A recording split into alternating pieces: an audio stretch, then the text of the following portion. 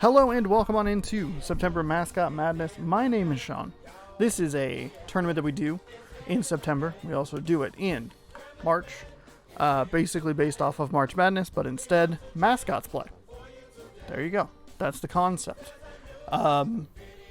We are in part 4 of the round of 64, so we need to punch 8 more tickets into the round of 32. We have 8 games for you, 16 teams vying for those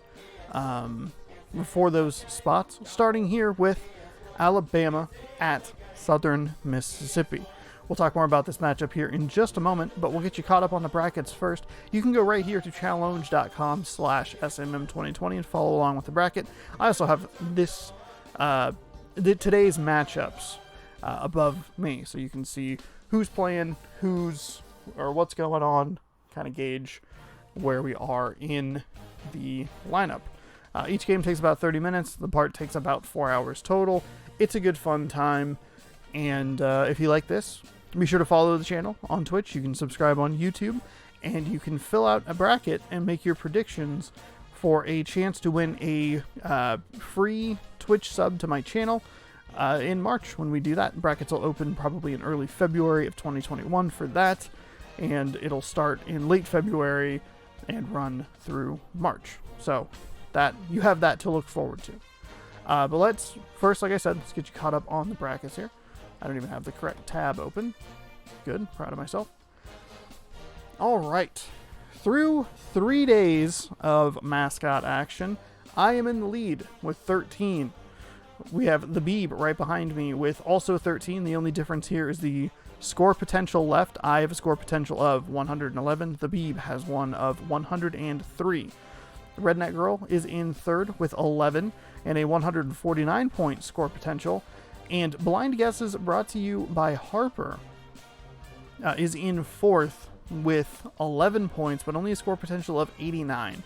Their bracket would be in a much worse state if it wasn't for a very close, intense, fantastic finish and win for Georgia Tech. They also have a very important game with Ohio State later today. And then finally we have It's a Guessing Game in 5th place with 8 and the second highest scoring potential at 148. So only one off of the pace setter at 149. Their important game is Gonzaga. Alabama is a very important game, which we'll get to here in just a moment. And then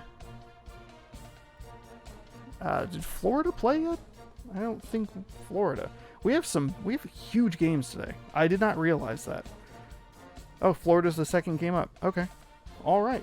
So the three matchups to watch today in September Mascot Madness are the Alabama game, the Florida game, and the Gonzaga game. We could see some champion picks go down in the first round. But let's hope that doesn't happen to what is a perennial favorite around here, specifically for the mascot. I don't really care about the University of Alabama, but I love elephants. And this mascot is beautiful. And here we have Alabama versus Southern Mississippi. And this is, see if we can get my words straight here. This is the Hall of Fame Super Bowl winning Green Bay Packers quarterbacks matchup. Bart Starr went to Alabama. Brett Favre went to Southern Mississippi. And there we have it there. When Aaron Rodgers gets inducted into the Hall of Fame, we can add California to that. Maybe sub out one of these other teams. I don't know. Doesn't matter because he's still playing. He's going to look real good on Sunday against the Minnesota Vikings. Here we go. Sunday, as of when this is recorded. If you're watching this in the future on YouTube, you already know who won. I hope it was Green Bay, but I'm okay if it was Minnesota. All right, here we go. We are going to Hattiesburg, Mississippi to watch this game. It is played on All-American difficulty, 10-minute halves, and we'll get going here. Even though the intro screen graphic is a PlayStation 2 box art, we are playing on an Xbox. Well, they are playing on an Xbox. I do not play these games, just commentate, and hopefully we get some good games. We had some good finishes yesterday. Pretty good set of games. That Georgia Tech game was really good. Probably the front runner for the best game so far, as Alabama tips it off and wins the tip. Kick it out to 3. Just an incredible. I've never seen a win like that from a team, pardon me, in Mascot Tournament history. Big 3 for Alabama's missed, but the putback is good. So a good 3 to start. Got a good look at it. Just bounced off and nice offensive rebound. Southern Mississippi running a little mid-range jump shot there. Up over the defender, rattles around and drops for 2. So 2-2 here. Nice on-time start on my part today on Twitch. I was 45 minutes late yesterday. Accidentally ended up streaming for like 8 hours total. That was a little lob pass that just got picked off. The Eagle was right there in the lane. Great defense by Alabama. I was going to say that they slowed down the fast break opportunity, but a nice steal really accentuates the good defense. Backs them down, jams it home. 4-2 Bama. This is one of 8 hand-picked or hand-placed matches. This is one of 5 hand-picked matches. We have 2 hand-picked matches on both ends of the tournament, as Southern Mississippi misses a shot and it got kind of blocked out of bounds there. So 4-2 now. Southern Mississippi with the ball. Last touch by Alabama. The final game of the tournament is always Ohio State-Stanford. That is the other hand-picked matchup today. Or final game of the round of 64. Then we had a couple of other teams, Ohio, Northwestern, and Syracuse, that they were randomly matched, but specifically placed to either open or close rounds of the tournament. Hopefully get people enticed to come in because they like the teams, or have them stick through to see a team that they like. I like it. I like it as a setup. I think it's cool to have like a hand-picked kind of, here's a specialty matchup to start the tournament. All right, 4-4 now, and that is a trouble spot for that kind of play. It looks like they're usually trying to run that play to have the shooter be like a deep threat shooter, and he's going to go to a spot on the outside of the 3-point line. But for some reason, they've been running him more like mid-range, but the way the players, 3 for Alabama goes up and splashes home, the way the players kind of like try and shimmy shake the defenders ends up pushing them farther down the court towards the baseline, and they end up stepping on that baseline a lot. So that's been an issue as Alabama gets a steal here. Baseball pass up front, had a guy up on the right, and he'll jam it home with minor resistance there. So Southern Mississippi coming on up the court here. They got the home court, not really sure why. Off the right iron, no good. I would have thought that I would have given Alabama the home court, but I just didn't realize what was happening. There's a 3 from Alabama. Deep shot, no good. Bounced out of bounds, so it'll be Mississippi State's ball. A little over 3 minutes gone here. Alabama up 5.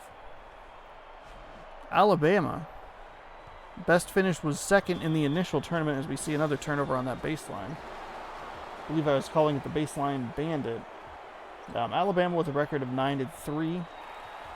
Finished second in the very first tournament. It's a nice little layup there. And then Southern Mississippi has a record of 1-3, and they won their first game in the most recent Mascot tournament back in March.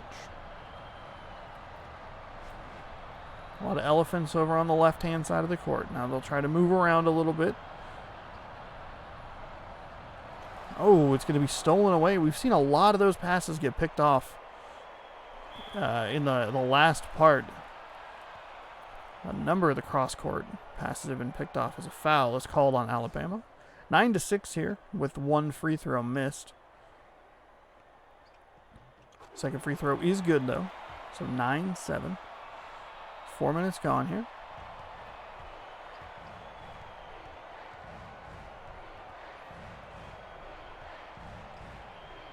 Running him around. Nice defense by Southern Mississippi. Gets the ball stolen, and that's going to be a pretty easy layup for 2. So 9-9 now. Good defense by Alabama. At least made it contested at the rim. Wasn't just an easy pass. Oh, that was a nice easy play by Alabama. Cut the defender down into the paint. There was nobody there to help cover. And it's a 2-point lead for Alabama. Working around the outside. They get their specialty shooter. Deep 3 and wishes it home. That's what you're looking for when you run that play. You want a clear look. That's what they got. Alabama had an open guy in the corner there for a moment, but elected not to use it. Working him around. Had him on the left. Didn't go to him. Instead went for a more mid-range shot. Pardon me. And Alabama regains the lead quickly. 13-12.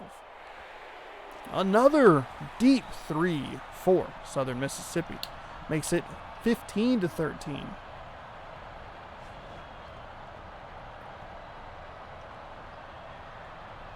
Alabama returns the favor and regains their 1-point lead. So a couple of deep shots here. Back and forth game. Southern Mississippi gets a nice layup there, and that'll make it 17-16. So hoping for a good game here. Alabama had one of the best games in the last tournament. An insane finish, overtime win against Utah State, which was in a section of wild and crazy finishes and some of the best stuff we've seen in the tournament. That's going to be out of bounds. Again, I say it pretty much every part, but the hitboxes on the mascots are a little weird. They're kind of just draped over the regular hitboxes of the players. So while it looked like it was clearly out of bounds, it was not out of bounds, because that's not where the real player's foot would have been. So Alabama falls down 3 here. That was a bad turnover. Part of the reason that I made sure that there were hand-picked matchups and kind of spacing out some of the teams was because we had a lot of the favorites all right next to each other. I figured spread them out a little bit to try and help mitigate having like, oh, all the favorite teams are on day 3. Okay, I don't really care about anybody else. But spread them out, give you something to watch on various days. As Alabama gets fouled hard, they're now down 3. Or 4, 5, 4. What? It's 21. It was 21-16. My apologies. 21-18 now. So down 3. 2. University of Southern Mississippi. Defensive foul, a reach in there called on Alabama. Only the second team foul with 3 minutes or so to go here in the first half. Relatively foul-free first half. We've seen some very foul-heavy shots, or halves, as that shot is up and good. Kind of a wily shot, but if it works, it works. 2 quick passes inside. It's going to be a foul and dropping 4. The and 1 opportunity.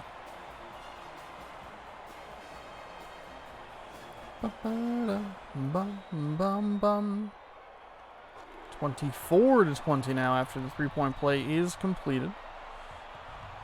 Alabama had control early in this game. Southern Mississippi erased a minimal deficit. Alabama fading to his left, falling to his left. Splashes it home, down to a 2-point game.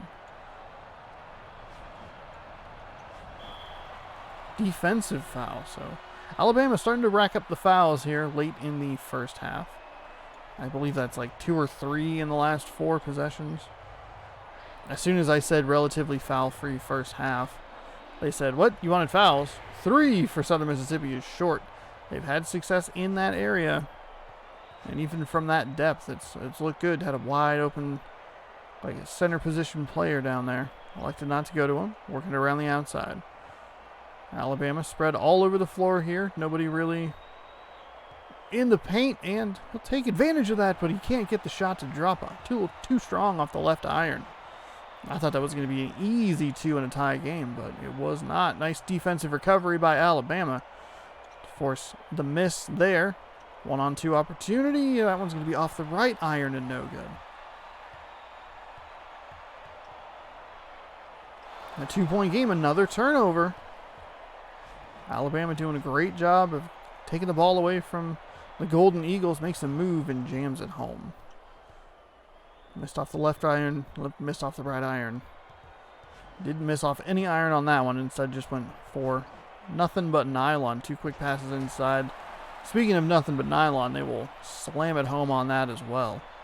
26-24. Just over a minute remaining, first half. Good first half.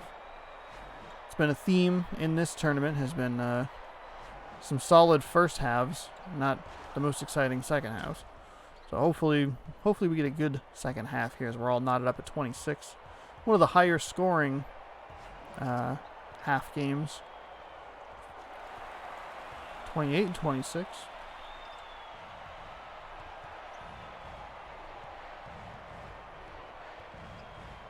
Here they go, working that deep shooter around. Elects not to take it, passes back over, dangerous pass over 2 defenders right there.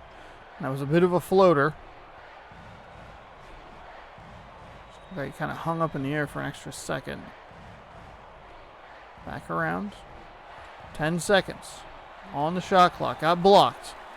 Oh, it looked like he was maybe going for an alley-oop, or a pass that just got missed. Something weird. Southern Mississippi gonna go for the 2 right at the end. They miss. They lead by 2 heading into halftime as Alabama takes a full court shot, but does not make it.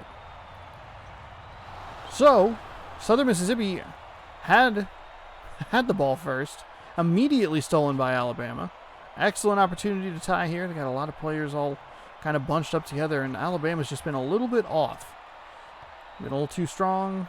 Maybe not putting enough mustard on that one. Trying to get a steal down low. Fading away. No good. Unable to take advantage of the steal last time. He had a guy wide open. He split out to go for the 3 instead of working his way down the lane. Back around the side. Outside. Float pass. Going inside. Absolutely annihilated by the block. Shot clock does not reset. Did not touch the rim.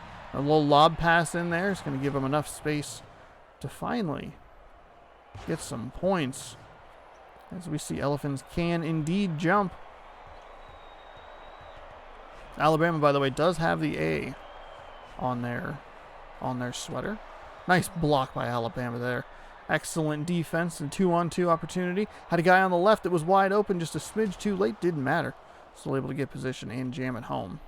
We're kind of keeping an eye out for like various hype stream themes to work with in the future.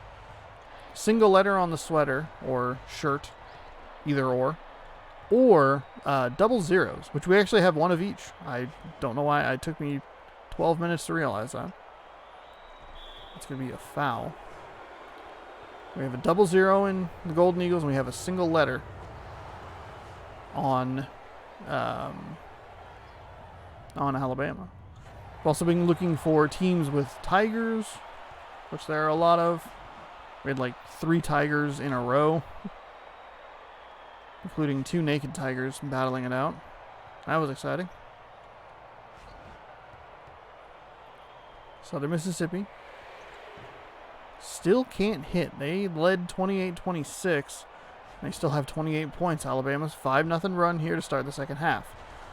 Make that a 7-0 run to start the second half. Southern Mississippi doing a good job at making sure that this lead isn't growing too big. That's going to be a foul and an and-one opportunity. As he was fouled on the shot. Rattles around and drops. So Bama now only up 2. 33-31. 7:43 in the first of 8 games we have for you today. Alabama hasn't been super successful at running that play and getting an open look So he just gets a good look with minimal defense. Deep three pushes the lead back out to 5. So returning a three-point play with a three-point play. Bama extends the lead, 36-31. 3 is up and 3 is good, so 36-34. 7:15 remaining here, second half. Been a tight contest throughout. Alabama, I believe that's a 3. Okay, that's a 3. It gets a little weird with the 3s and some of the out of bounds. It can be hard to tell. I wasn't sure. With the home team, at least we get the 3. Right on cue. Thank you. Southern Mississippi.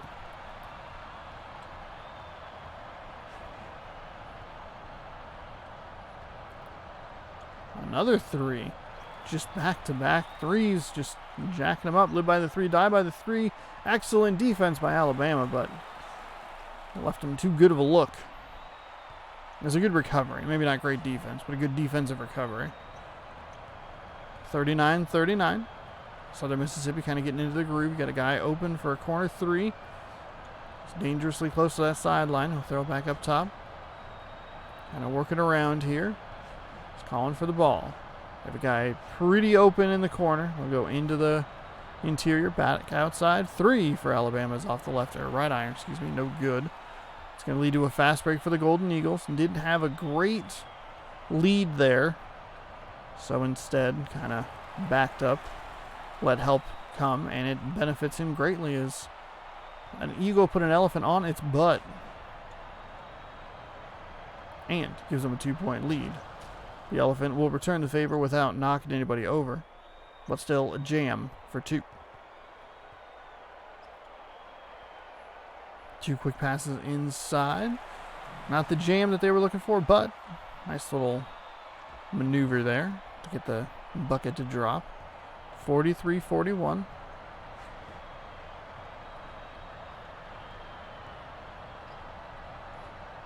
It's a long 2. It's offensively rebounded, and that one was missed. It was rebounded again and then contested at the rim. Blocked by Southern Mississippi. They'll bring it back down the floor. 43-41 up 2 with a half of the second half to go. That's a deep 2. Didn't hear the 3, but sometimes it just doesn't cue in correctly.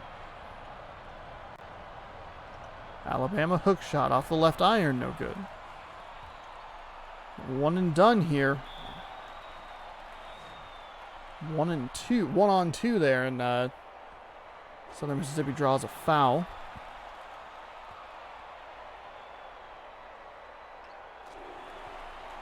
And it is 47-41.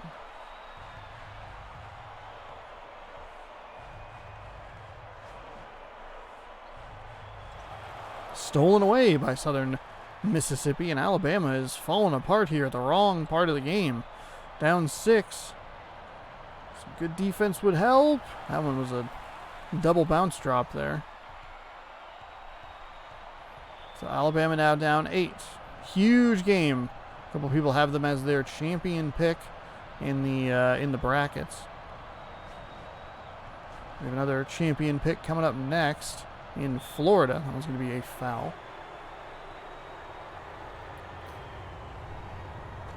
Honestly, Alabama doesn't need much. They need 2 good defensive stops. At least make it, 2-point game.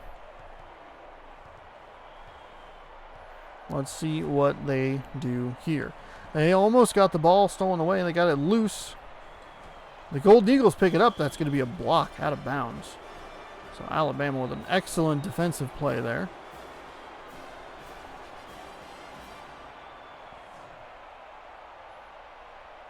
Alabama does not have tails. Stolen away on the inbounds pass. He's going to pass it ahead. Looks like he's going to have to pull it back. Wait for some help. Shot up and good. So there's a good defensive stand there. Did not think they would get the takeaway on the inbound pass. It's the second one we've seen. Keep that in mind as we get closer to the end here, as we start to see intentional fouls. Nice block by Alabama. Again, 2 blocks in the last 2 possessions, leading to... Oh, two-pointer that really should have gone down, but excellent defense to at least alter the shot enough.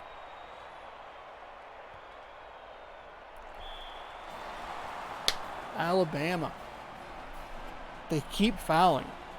Now, what I was referring to before I was interrupted by a block is that Alabama's stolen 2 inbound passes. Starting with foul number 7, they go 1-1. So you have a couple of times where the inbounder does have to key the ball in, and if you can get a steal, that's the best case scenario. The worst case scenario is kind of what happened there. Made the first, missed the second, got his own putback, and extended the lead out to 8. It's now down to 6. Alabama struggling here in the worst spot. 2:44 remaining. 3 is up, no good. Defensive rebound, Alabama. Pushing the ball forward. 3 cuts it in half. 2 makes it a 2-possession game. Working it inside. 2 quick passes. Jam it at home. I'll take the easier of the 2 options. Make it a 2-possession game. 53-49. Coming down here. Second half getting close. Golden Eagles are going to get blocked. Going to make that move and get the shot to drop. We see that a lot. We see blocks that lead to loose balls that the offense still recovers. See if we can get another quick pass inside. Looked like the Alabama player had the positioning on the defender. Doesn't really matter because it all worked out in the end. 55-51. They'll go 2 quick passes inside. They get past the defender yet again. And it's coming back to the thing. Alabama needs 2 good defensive stops. 2 quick passes inside. Jamming it home. We see that a lot. It's a highly effective play. Working it around the outside as we approach. Nice defense there. Again, the loose ball recovered by the offensive team, though. So Alabama's getting good defensive plays, and they just can't capitalize on them. It is a 6-point game. The only downside so far to the hand-picked games is that the teams that have been like the favorites, as Alabama buries a 3 to cut the lead in half, the favorites have been getting beaten by like a lot. Ohio's already out. Northwestern was a very close game, but they are out. Syracuse got annihilated as Southern Mississippi buries a 3 there. Alabama's down 6 here with 1 minute remaining.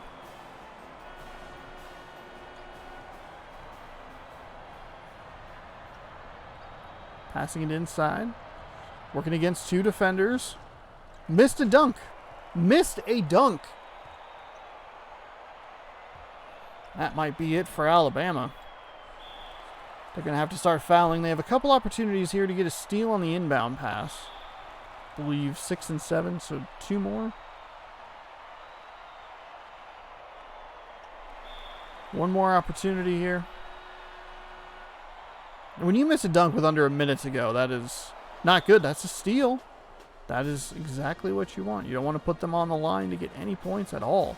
You also don't give up the foul, so they still have another opportunity to pick one up. So, it is a 6-point game here. Alabama needs something. Doesn't necessarily have to be a 3, but it can't be whatever's happening in the corner. Can't strip the ball away or lose the ball if you're Alabama, in Alabama's case. Trying to find some space, working inside. Got a guy wide open. Feeling it from 3. It rattles around and drops 62-59. Alabama, unfortunately, unable to get the steal on the inbounds pass, but very important free throws coming. So the first one drops, 63-59.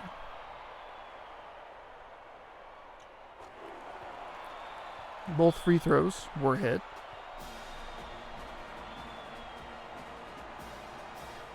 There's a weird sound happening outside. Anyway, 64-59. Alabama was in a tight one in the last one against Utah State. Excuse me. That's a deep, deep three off the backboard or the back iron. No good.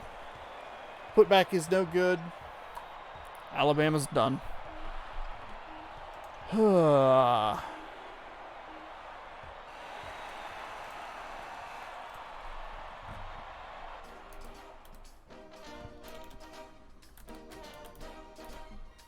Southern Mississippi advances with a 5-point victory. Alabama just couldn't take advantage of Southern Mississippi's mistakes. They couldn't take advantage of not even, in addition to Southern Mississippi's mistakes, they couldn't even take advantage of their own good plays on defense. Yeah. So that is going to irritate me. God. Alabama's been a little kind of Jekyll and Hyde sometimes. Like, they have really incredible games. They had that super great run in the first tournament. They had the great win last time in March Mascot Madness II, beating Utah State.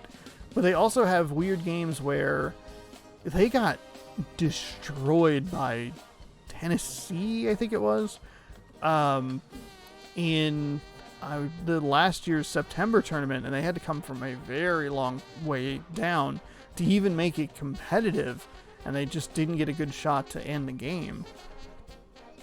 And then you have this, where they have good defense, they have good stretches, but just not consistent enough to advance into the second round. So that's going to damage some brackets, including mine, as my pick is now out, and my bracket is in a lot of trouble. Goodness gracious.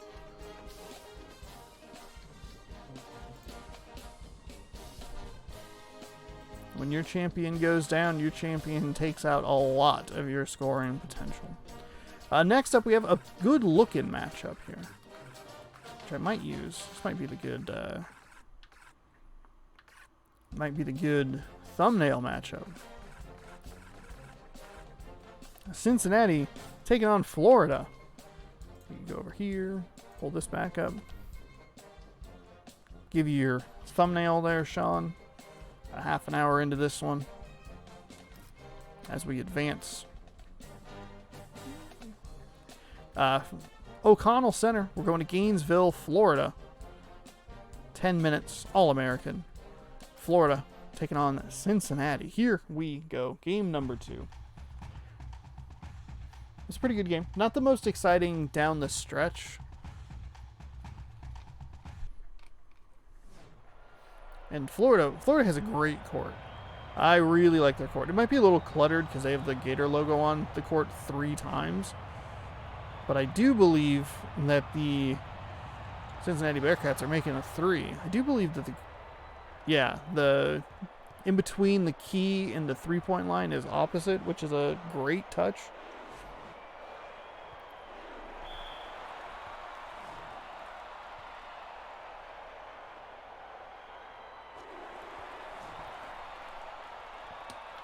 Florida making the first one. This is an important game. This is a champion pick game. Florida being the champion pick. We'll have Gonzaga coming up a little bit later. Actually, it's the 4th game of the day. Gonzaga versus Dayton. Actually, that might even be the thumbnail matchup as well. Mainly because Dayton is such a doofy-looking mascot. It's a 3 for Florida that's up and no good. So Cincinnati maintains a 2-point lead as they fire it forward. It has a... Okay. Florida has double-digit wins in this tournament. They are 10-3. They finished 2nd in the most recent tournament. Cincinnati is 4-2. They finished in the Sweet 16 in both March Mascot Madness 1 and 2. And we have, coming up a little bit later, we have the final team trying to pick up their first win in the tournament ever with Tulsa. So good stuff to look forward to. Cincinnati maintains a 2-point lead here, 5-3. Florida with a nice steal there. Florida lost to Louisville in the final in the last tournament, if I read that correctly. I did read that correctly.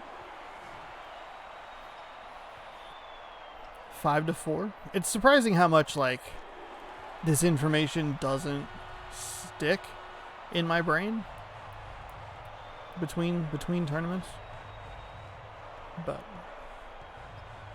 it's all good. Still fun to do. Ball gets stripped away at half court. Florida tied at 5, taking it all the way to the hole. Can't quite get there though. Deflected at the rim. So Cincinnati, excellent recovery defense after losing the ball. Cincinnati working with a lot of players up near the perimeter. They finally get into a play of moving players around with another deep 3 dropping for the Bearcats.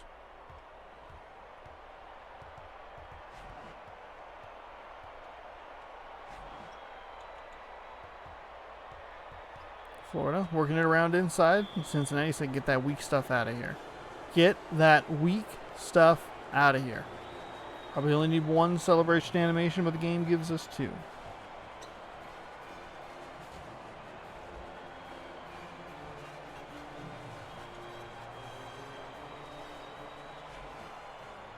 Oh, Florida with a kind of a lazy lob pass into the middle of the floor. It's going to lead to a Cincinnati fast break and a jam home. If we do start to lose too many teams, we could do a reset. Could do a little bracket reset. Maybe like Sweet 16 inwards or something like that. Something I've considered, because we have had a couple of bracket challenges that have been decided fairly early. There's a 3 for Florida that's short off the right iron. Nobody really wanted the rebound. Florida finally got it, but they threw it to Cincinnati anyway. Cincinnati on a little bit of a break. And they will get a little alley layup there and extend their lead to 7. So Cincinnati has a bigger lead than Florida has points. Well, not anymore. Cincinnati, get your dumb Bearcat face out of the way, please.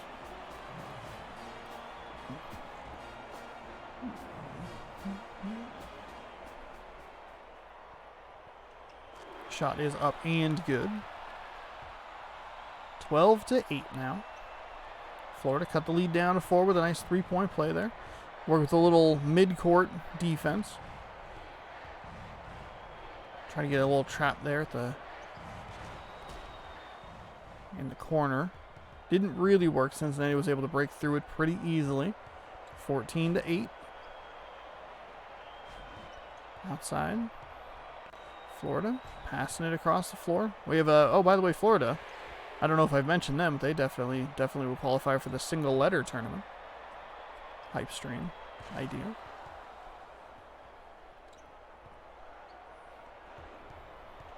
I think maybe the next hype stream I do, I'll pick 8 teams again, but I'll just do 5-minute halves. Make it a little shorter. Same number of games. But I don't think a 4-hour hype stream is necessary. Jammed home. Or I just need to schedule it better and make sure that I'm not doing it on like a Friday night. 18-10 here. 8-point lead for Cincinnati. In control. Pretty much from the tip. Had that 3-pointer immediately. It was tied at 5. It finally drops. That hung out on the rim for a while. Cincinnati's up to 4 team fouls here. About halfway through the first half. Oh, not even halfway through the first half. My bad. So Florida getting a lot of opportunities from the line. They missed that one. Cincinnati looking good so far. That's going to be a bad foul on Florida. Fortunately, it's only their first foul as a team. It was in the act of shooting anyway. And the shot missed anyway. Or the first free throw missed. So not that big of a deal. Second free throw is good. 19-12. Rockets the ball ahead to the left. Didn't really do much because they still had to wait for the players to get to the front court. Going into a double team. 5 team fouls on Cincinnati. We are 4 minutes plus into this game. 4:47 in, and they are 2 fouls away from Florida just shooting 2. Or 1-1, excuse me. Dead silent crowd. Cheers as the ball hits the nylon. 19-13. Trapped in the corner. Nice play there by Florida. 2-on-1 opportunity. For no reason whatsoever, they did that. Should have thrown it to the guy who was wide open on the left. They just don't do it. They do pick up another foul against Cincinnati. So that is 6 fouls in the first half for Cincinnati. And we are just now at the halfway point. Florida again picking them up near the midcourt. Cincinnati walked into the trap yet again. That time they were able to break through, get the layup to go. 21-15.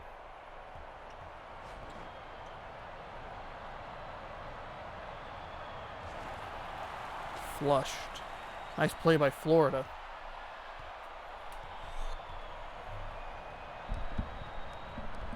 I put the microphone too far in front of me during the mascot tournament.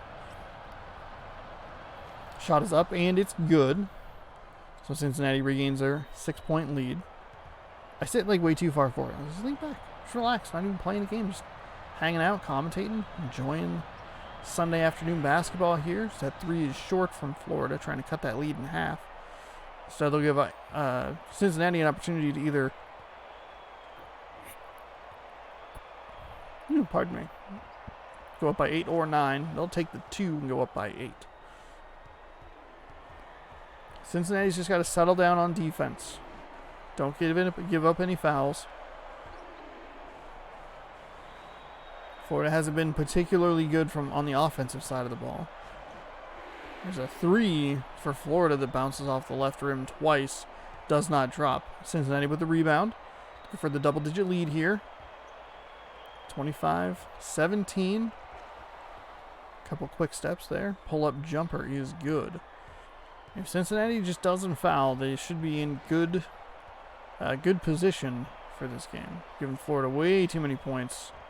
Way too many easy points, I should say. So Florida will cut in. Biggest lead, 10. Keep that in mind as we tick through the final couple minutes here of the first half. We'll also be curious to see if Cincinnati just does not get a foul in the final 5 minutes. They racked up all their fouls in the first 5, and they said, no, we're good.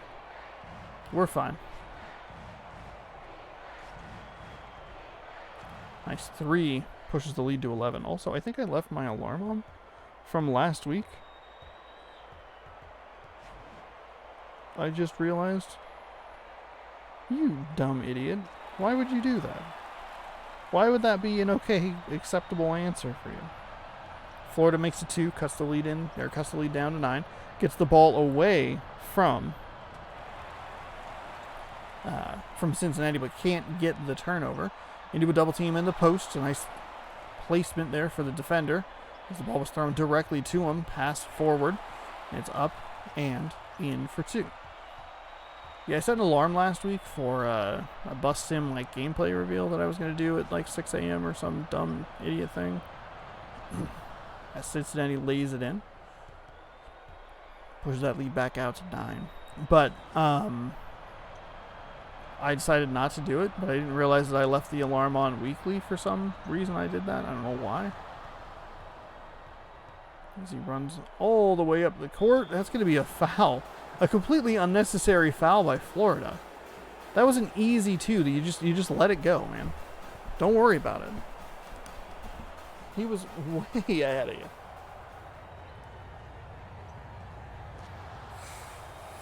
Free throw rattles home, and the lead is now 12.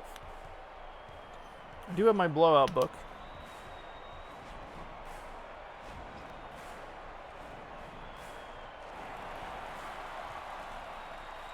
Florida fights through contact, puts one in.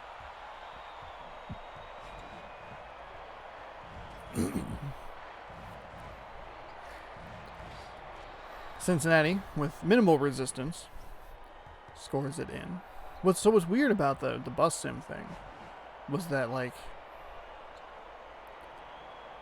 it was supposed to be like a live stream, but I guess the live stream wasn't running very well. But they never put up the whatever they were doing for Gamescom. They just never put it up on their YouTube channel, and I can't find it anywhere else because I was going to react to it because I'm very excited about that game. But just, I don't know, just a weird situation.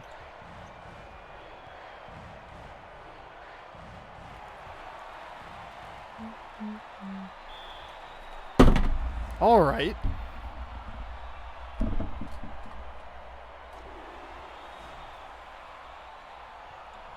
My bad. Sorry about that.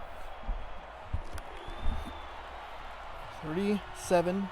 We have a 9-point lead here for the Bearcats of Cincinnati.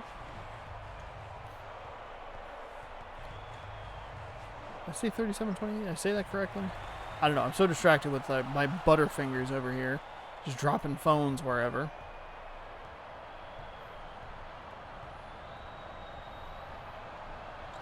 Ooh, stolen away by the Cincinnati Bearcats.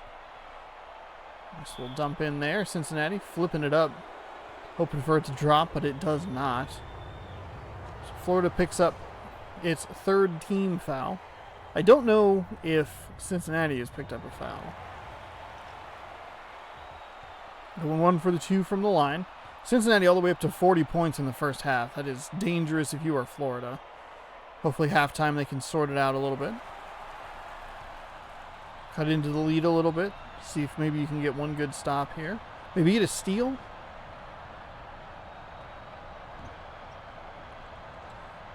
The rebound is good if you can push it up the floor a little bit. If you can push it up the floor. That was a really bad three. That was a wasted opportunity on Florida's part. They had more than enough time to get a couple extra steps and get a better look. But as with this, as is the case with this game, the situations just get kind of weird where the game kind of locks up at weird spots. It's weird. Not the perfect basketball simulation game. I do wish other, well, one, college sports games don't exist anymore. Thanks, NCAA, you idiots. But two, it's too bad that more college sports games just don't have more like other mascot modes, because I'd love to rotate this all around and do a bunch of different games or find one that is the most unpredictable. Florida down 8. Florida now looking like a second place finisher in this very game in March Mascot Madness 2 as that goes off the bottom of the backboard. Somehow able to get the loose ball. Florida comes away with the rebound on the second shot and second miss. Florida at 1 point down 12, 40-28. Slicing it down to 5 here in the opening moments of the second half. That 40-28 was only momentary. They were down 10 entering the second half. Cincinnati going to try their hand with out of 3. It will be good. I did a good job making sure all my stuff was charged today. That felt great. Tried to upload some videos, but some of them were like, oh, this is going to take like an hour and a half. And I'm like, why? So I need to try and get that done on a different day. Pass it forward. I put like a bunch of them because they were like relatively short, and I was like, oh, this won't take very long.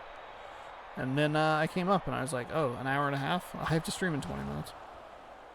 So go ahead and just cancel those uploads, and we'll do it again some other time. Florida got it as close as 5, 45 or 40-35. Excuse me. They are now down 45-35. Stripped away from Cincinnati, or stripped away by Cincinnati. Rolls out of bounds, so it'll stay Florida ball. Dangerous pass, past a couple of defenders.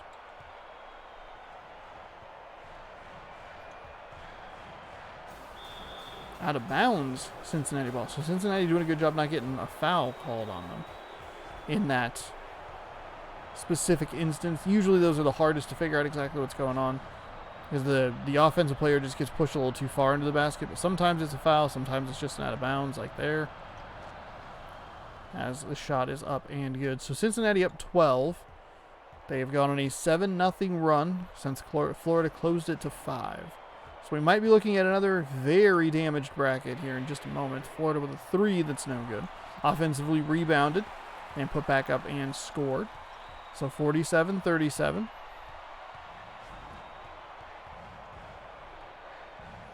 Deep 2 is off and no good. So hits the rim. Working around. Trying to clear out some space here. Florida going to work. Looking to slice it to a single-digit deficit. Back out for 3. If it doesn't work at first, just try again. Get it to drop. 47-40, 6:47, second half.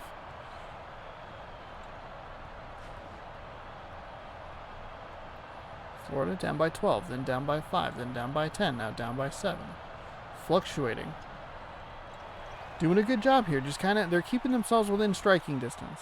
That's what you like to see. You don't want to see a team like Cincinnati just getting out and clobbering them. And I have to read a book about the X-Men and the Star Trek The Next Generation. As Florida buries a 3 and slices in even further, cutting it down to a 4-point deficit off that 3-point shot. Florida showing a lot of fight here. Albert the Gator.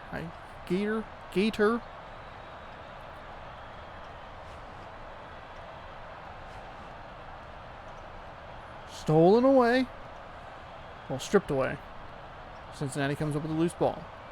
Doesn't really take advantage of the 5-on-4. That's a 2 if it goes. It doesn't matter. It's tipped. No good.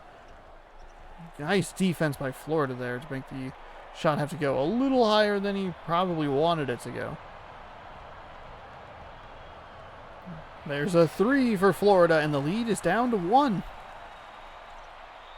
Depending on how the next 5 minutes go, we could be looking at one of the best games of the tournament. I love a good comeback.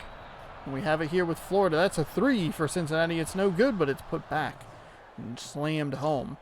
Keep in mind, Cincinnati scored 40 points in the first half, and they have scored 9 in this second half, in the first 5 minutes or so.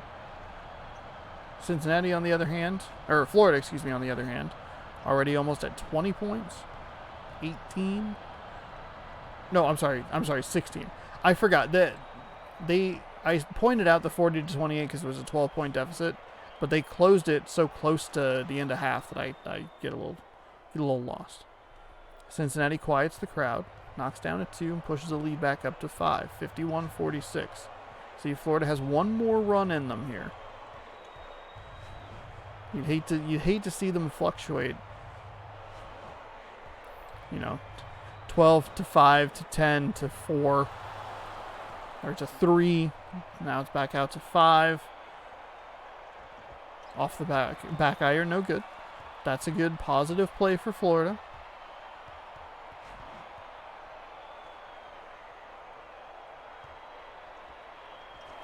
Shot up, shot good. Now back to 3. Here we go, Florida. Here, take your defensive stand right here. Come back down the floor. Splash a 3 home. Bing, bang, boom. Passes outside. Cincinnati not really working a play. Now they start to kind of move around. There are a lot of times where the game just is, the players are locked and frozen in spot. And then it's like, oh, okay, now we go. Working around the outside, but it's picked off by the Florida Gators. They're going to run it inside. Quick pass in there. It's going to be flipped up and good. Lead all the way down to 1. Florida with a 20. Oh my goodness, that somehow was blocked. Again, couldn't come up with a loose ball. We saw that with saw that issue with Alabama in the previous game. Getting blocks, getting good defensive plays, but loose balls they just couldn't come up with. 3:18 remaining second half. Florida flashes around. It's off the back iron, no good. You missed the loose ball on the rebound. Cincinnati pushes the pace. It's off the right iron. It rattles around for a little bit, and it's brought down by a Florida Gator. That was an excellent look at the 3. Cincinnati got a steal, but immediately hit the backcourt violation. That's a dangerous spot to try and get a steal. It's so dicey. Florida want it back outside. Working it around the exterior there. That was through 3 defenders. That was a poor choice of shot. You had a guy open in the corner for a pocket 3. But just nothing doing there. Stripped away by Florida. Cincinnati comes up with a loose ball. Passes it to the outside. Guy open in the corner. They don't go for it. Quick pass inside. 1-on-1. Defensive foul. It's fine. It's only the first on the team, so the shot clock will reset and the ball will be taken from out of bounds. 3-point game. Florida making it at least interesting. Nice block right at the, oh my goodness, at the 3-point line, and then Cincinnati went to get the ball and touched it out of bounds, so it ends up as a turnover when it shouldn't have been. Florida for 3. Tie game. 53-53. 2:04 second half. Florida down 12 early in this game. That's a 3 for Cincinnati, and that's gotta hurt if you're Florida. Bringing it all the way back and still falling to the 3. See what they have up their sleeve here. They just need a little bit more. Working it into more of a mid-range game there. Backs it out, takes his 3, and it's good. Back-to-back threes makes it a tie game. 56-56. Stripped out of bounds. Cincinnati ball. Florida. Whipping it across the court to Cincinnati. It's going to be turned over. Timeout, Florida. For those of you just joining, Florida, late in the first half, down by 12, 40-28. They have had an incredible second half. Outscoring the Bearcats by 10 points. They closed it to a 10-point gap right before halftime. The shot is up and good, and I believe that is Florida's first outright lead. There was a tie at 5-5, and I don't think Florida led before that. May have been tied at 3-3, and may have been, oh my gosh, stripped away. They got the loose ball. Florida working with this trap defense. They got that guy hanging out in the middle. It's nearly stolen, but it's not stolen. Cincinnati off the back iron, no good. Gets the rebound. What a mess that was. 58-58. Florida inches away from getting a devastating turnover there. 58-58. Passing around the outside. Earlier in the game, I was talking about how Florida, I thought, was going to be in trouble because Cincinnati had so many fouls in the first half, and that's how Florida had some of their points. And Florida wasn't getting a lot of opportunities for points outside of the free throws. But I have been wrong. They have been looking good, feeling good, shooting well, and a 5-second violation is not what you want at this stage in the game. You doofus. A tremendous mental mistake. Florida, even without a ton of free throw attempts. I don't know how many free throws or fouls Cincinnati as a team has in the second half. They were up at 6 in the first 5 minutes of this game. Nice block by Florida. They'll get the loose ball. And with under 10 seconds to go, we could be looking at a Florida buzzer beater to win it. In what has been a fantastic game here in Gainesville, Florida. 5, 4, 3, 2, 1. You got to put it up. It's good with 0.2 seconds remaining. Excuse me. Florida has just snuck out of the first round. Nothing doing there for Cincinnati. Cincinnati dominated that first half. Let's actually take a look at Stats Central. School stats, current game. First half, Florida was down by 10, 40-30. Cincinnati ended up with 8 fouls in the first half. I guess there were a couple that I missed. I dropped my phone at one point. And they were 17 for 20 on the field goals. Incredible. Second half, a completely different story. Florida, 30-18. 0 fouls for the Bearcats, so it's definitely an improvement. They had 5 turnovers, but they only shot 8 of 24 from the field. What a tremendous drop. On the flip side, Florida shot much better at 66.7%. But, wow. What a game. What a game. Don't forget to log it in the thing. Sean. Cincinnati, 58. Florida, 60. Submit those scores. That was a very important game. Florida, a champion pick survives by 2.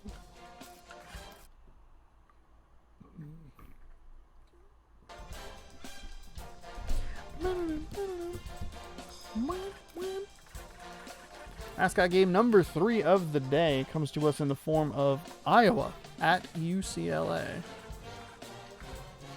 Iowa. UCLA. Oh, a nice easy first in the each alphabet. We are going to Los Angeles, California. Pauley Pavilion. All-American. 10 minutes.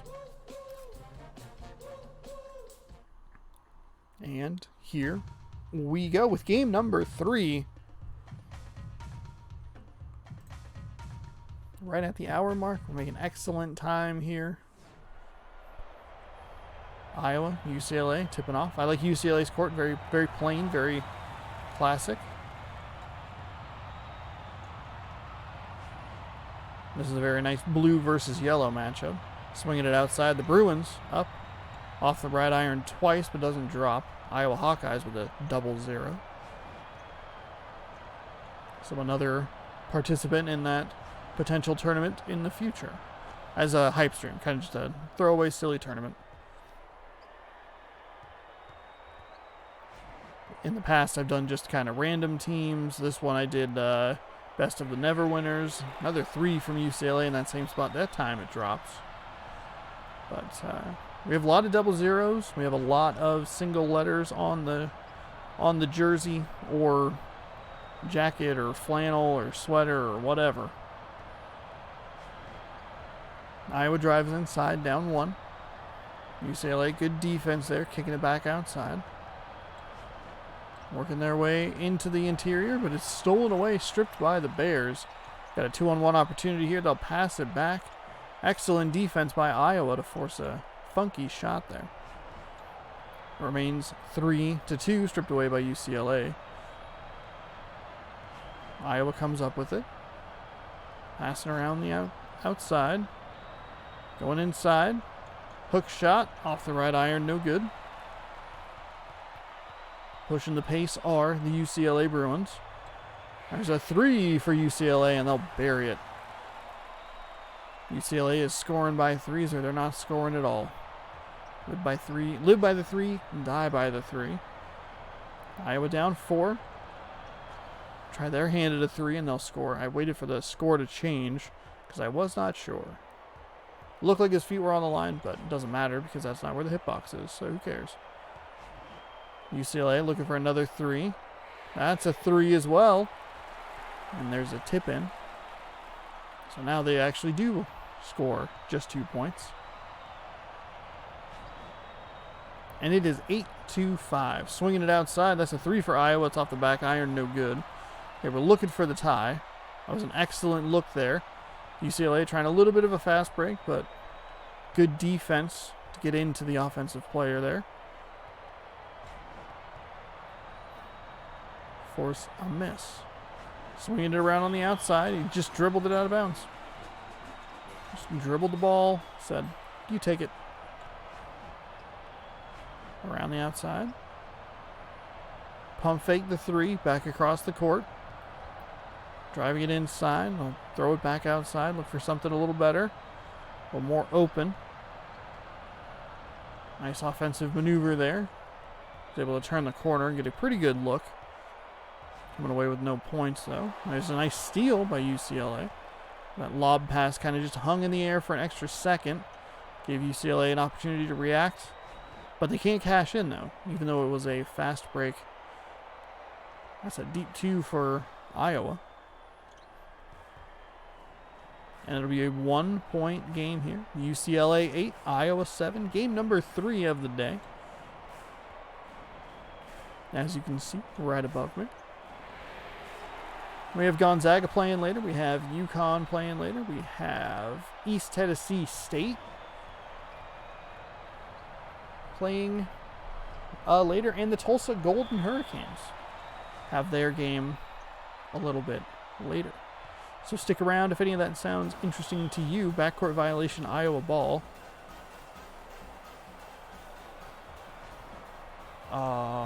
Okay. I'll just have to take your word for it. That was really weird. Must have just taken like a half step back, or just the way the feet were positioned or something.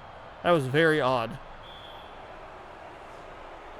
UCLA's up 4. And they foul Iowa. 1 for 1. And 2 for 2. So 11-9 now. We had the 7-11 game.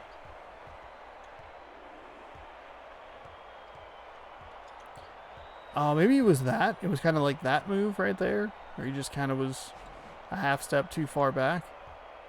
Weird.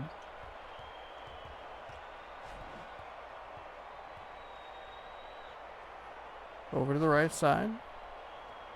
Inside. Nice jump. Nice contest there. Out of bounds. Iowa ball. Not 100% sure. That looked weird. I didn't hear like the thunk of the basketball. So it just kind of looked like the Iowa player forced a miss. Nice swat there. There we heard it. Short off the right iron. No good. So Iowa just can't quite get over that hump. They're down 2. Out of bounds UCLA ball. But it looked like on the previous possession, it looked like the Iowa player like just jumped into the UCLA player and they just fumbled the ball out of bounds. Usually you hear a pretty definitive thud. So the 3 is missed. So neither team looking particularly good on the offensive end here. But they are much more efficient and not fouling, which I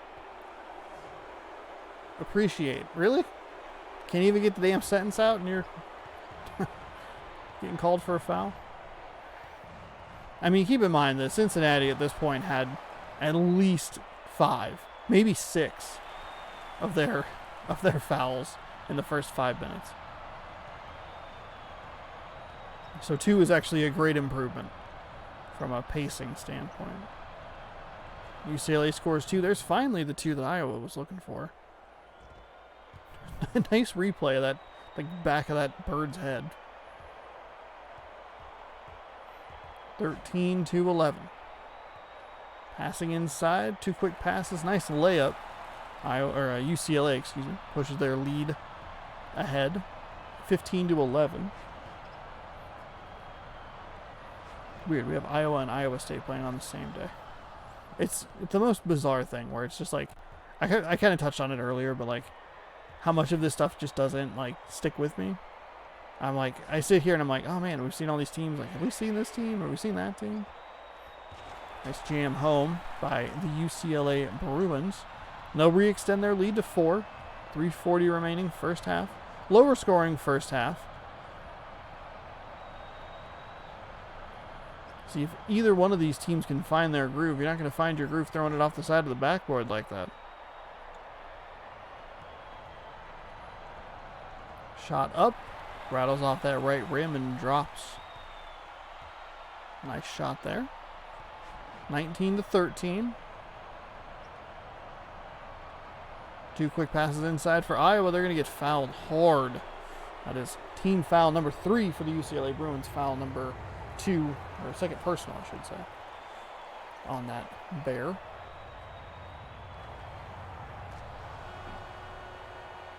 UCLA subbing in number 14 for number 45. That makes sense.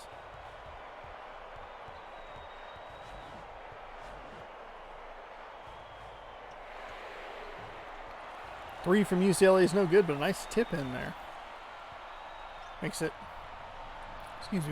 21-14.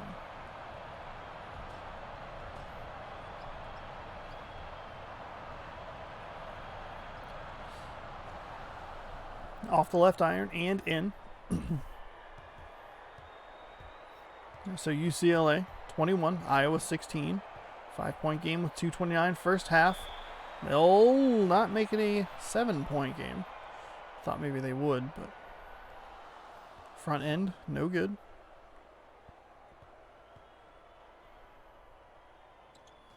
Second one is no good as well. They do get the putback, so they technically do get the 2 points, but they get it in the most complex, convoluted, unnecessary way.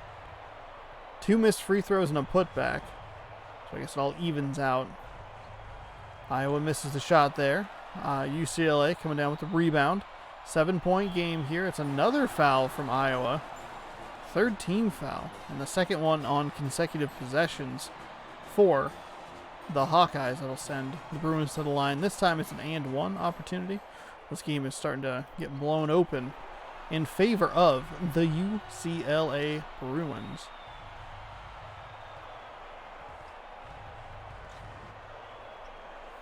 (26-16), swinging that 3-point threat outside.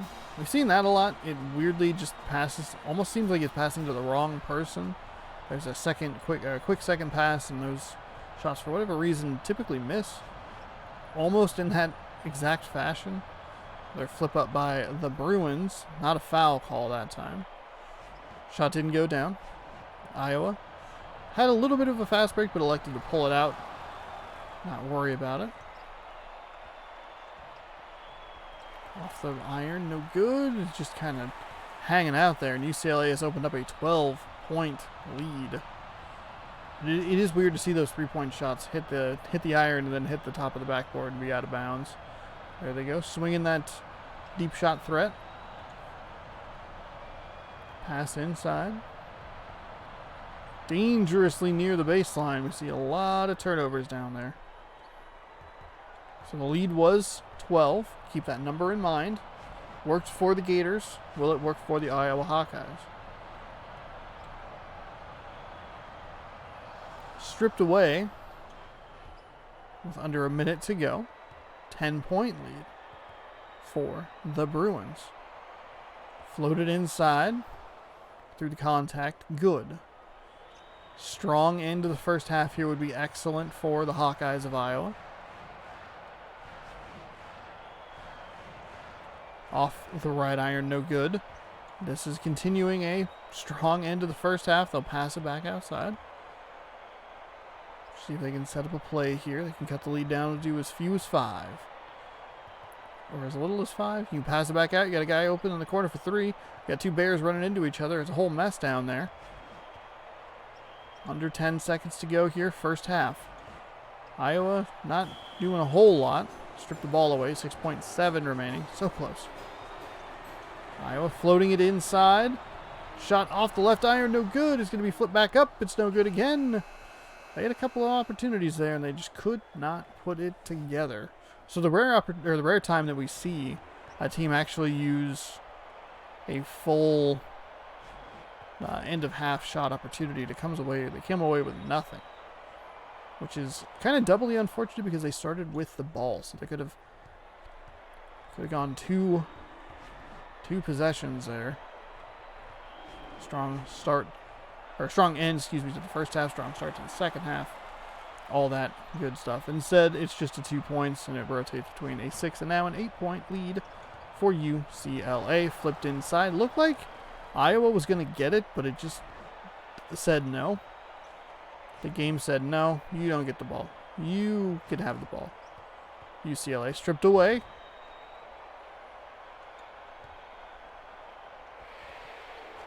Three falling away. That's now up to an 11-point lead here, 33-22.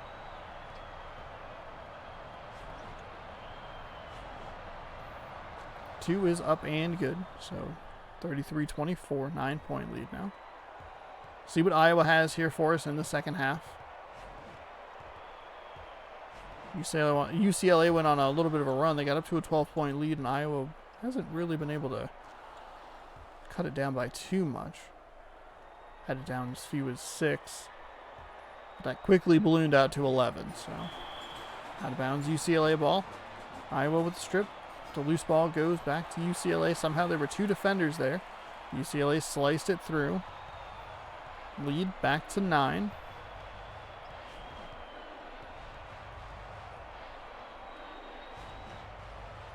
Running their deep threat shooter outside. Got him to bite on the fake. And he was able to get it up over 2 defenders. Outstretched arms. And drop it home. 28-35. Just can't quite get that steal the work. They're able to get the ball away, and they left him wide open for a three. You cannot have that if you are a Iowa Hawkeye fan.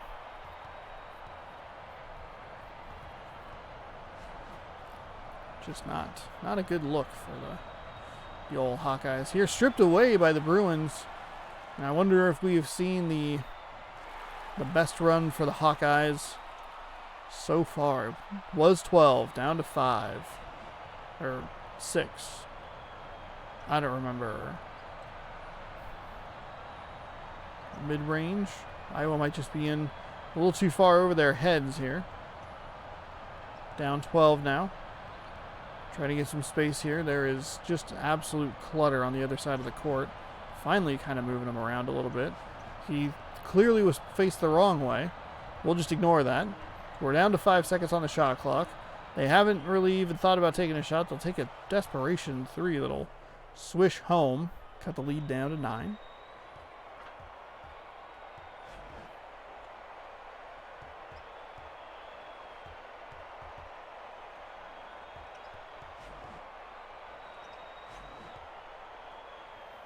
UCLA working it around the outside.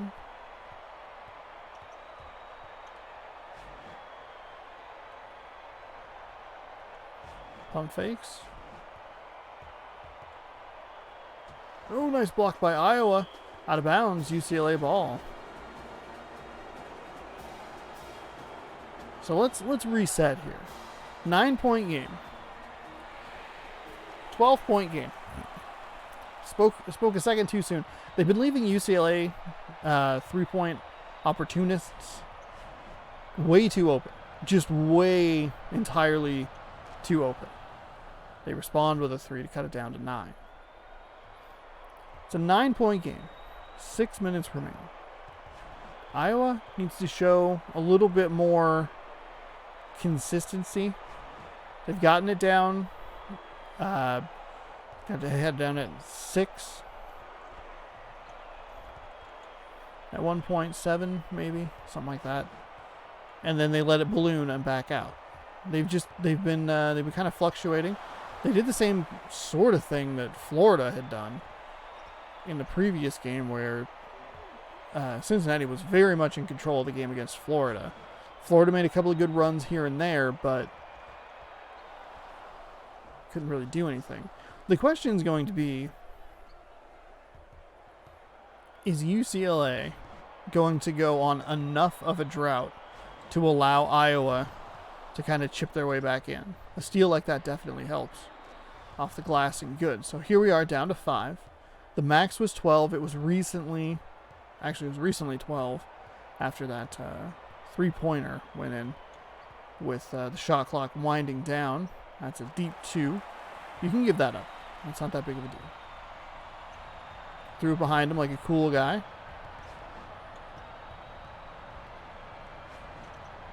Sliding around. Maybe a defensive foul. Those shots always look like they might go in, but they are like way short. It's just the perspective is a little weird. So a 7-point game here. Iowa missing the first free throw. Make the second. Slice it into 6. Looks like they're going to change up their defensive set here. It doesn't really seem to be doing anything. Okay, cool. Don't know why you thought... Alright, that was what you were doing. Alright. Up and in. Lead out to 8.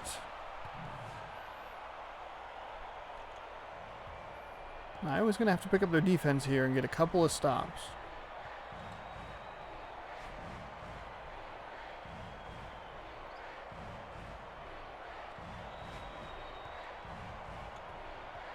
Stripped away by UCLA. That definitely won't help.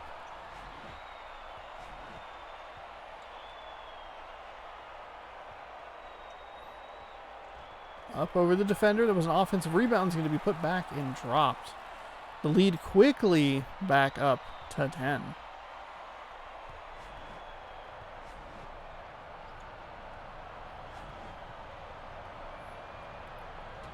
Oh my God, what an incredible block by UCLA. Just came out of nowhere. Thumped that ball away. It's going to lead to a foul. But still an insanely good block from the Bruins of UCLA, who with 3:46 left in the second half, lead by a score of 49-41. Iowa needs 3 good stops. 3 good stops, 2 good offensive possessions. That is not a stop. He didn't even try. He didn't even... All right, Iowa. Have fun back in Iowa doing nothing. I don't think you have enough in you. Oh, my goodness. That bear swatted it. Thought it was full of honey. It was not. It was just a basketball full of air.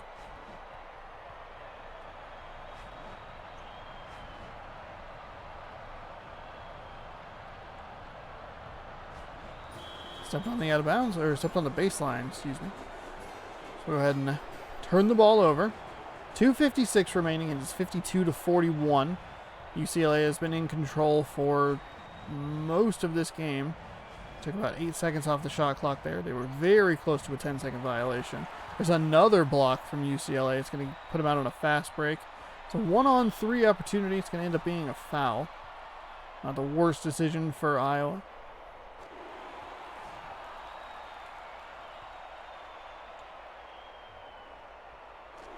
Shot up and good. Not great, not terrible. First team foul, first personal foul. Maybe a little out of frustration. Lead up to a game high of 13.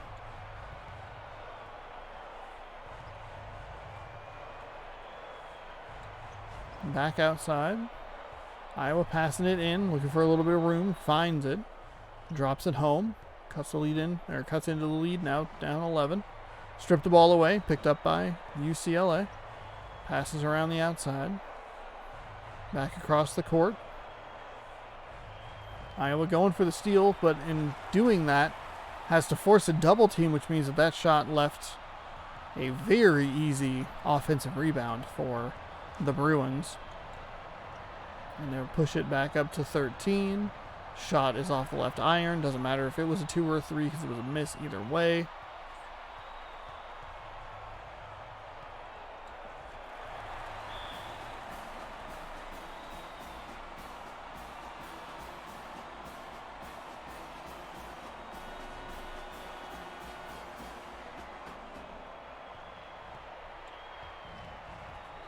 .137 remaining here. 58-43. Oh, it's a 15-point game now. How long has it been a 15-point game? Stripped away. So 3 from UCLA.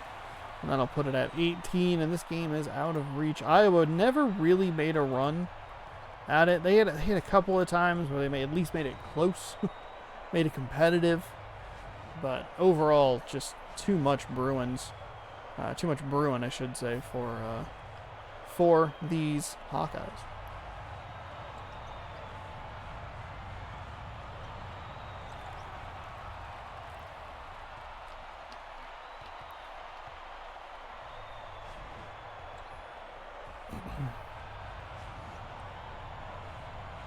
See if they push it to a 20-point advantage or if they just kind of call it off there.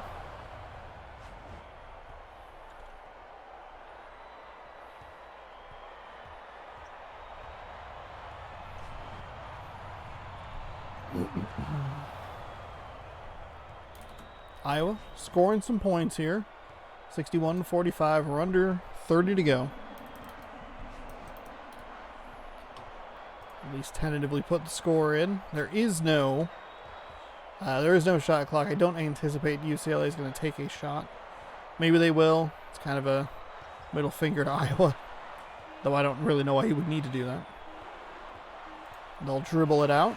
The score will be 61-45 UCLA in rather dominating fashion, taking out Iowa. The winner is indeed UCLA. Just double checking, making sure that I have my ducks in a row for updating the bracket. Go ahead and quit the game here.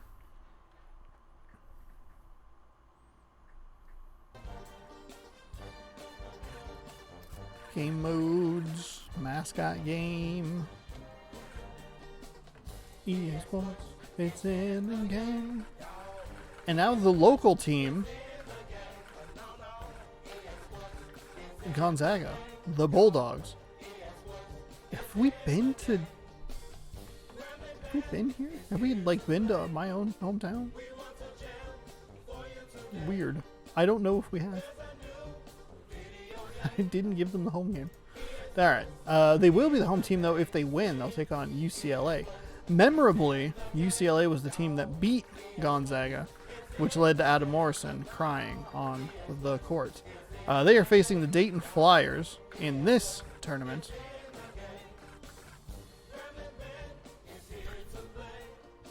It's so good. I think this is our thumbnail game here.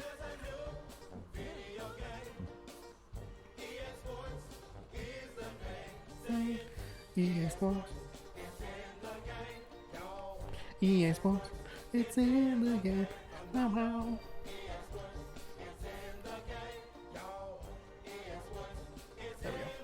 There we go. There it is. There's that winning smile. Number 4, Gonzaga. Not that the rankings matter. Taking on Dayton. We're going to Ohio, I believe. Oops. Yeah, there we go. That's what I wanted to do. Dayton, Ohio. Gonzaga, the local team here in Spokane, Washington. This is a champion pick, and they could use a pick me up. We'll update the brackets and all that good stuff here at the end of this game. But like I was saying the other day, tipped it off there. Gonzaga wins the tip. Gonzaga typically plays pretty well in these tournaments. They have a record of 6-3. They made it all the way to the Elite Eight last September as they score 2 points there.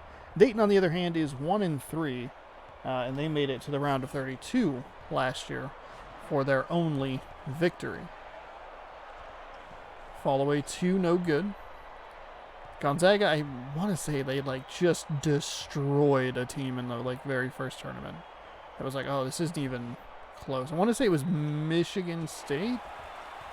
I don't know if it was the first game or if it was the round of 32, but it was a game that Gonzaga was just not even a contest. Could have just turned it off at halftime, moved on, wouldn't have missed anything. That's what I should get. I should get a second Xbox. A second Xbox, right? A second monitor. And run 2 games at a time and just flip back and forth between the 2 of them in case one of them is a blowout. Dayton with a nice 3 there to splash at home. I guess if they're close games. I don't know. Record both of them. That's a whole setup. Actually, I don't think I could record both of them. 5-second violation on Gonzaga. A little rattled after that 3. They said the man with the cape got a 3-pointer. If I wanted to switch between 2 games, I wouldn't be able to record both of them at the same time. And here's what you do. You get 3 for Dayton. They are up 4 here early, 8-4. Gonzaga. Oh no. Not off to a great start here. That first turnover. 5-second violation, that is. Not great. Off that left iron, no good. Probably could have passed it out for reasonable look at a 3. Tried to go for the steal there. Nothing doing. The defense for Gonzaga holds. You get 32 Xboxes. You play all 32 games at once. 32 different feeds. All of them started at relatively the same time. If you could somehow have 32 controllers that are all pressed at the exact same second.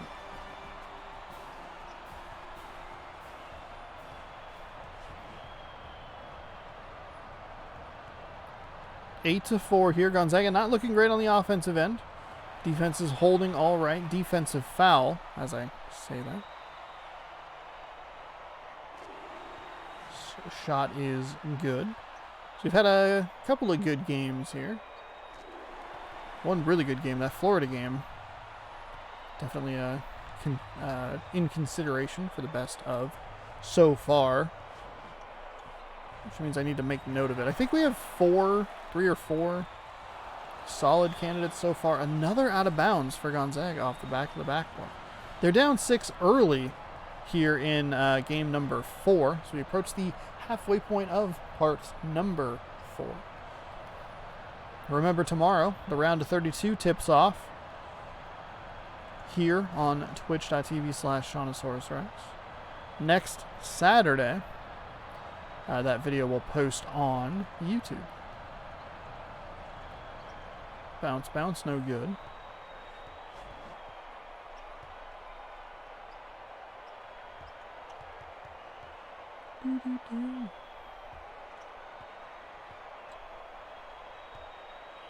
Gonzaga working around. Turns the ball over to Dayton yet again. Dayton firing it up court.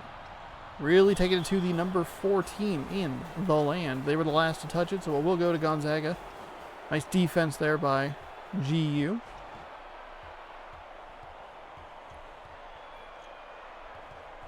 As I was trying to think in my head to make sure that my scheduling idea was going to work.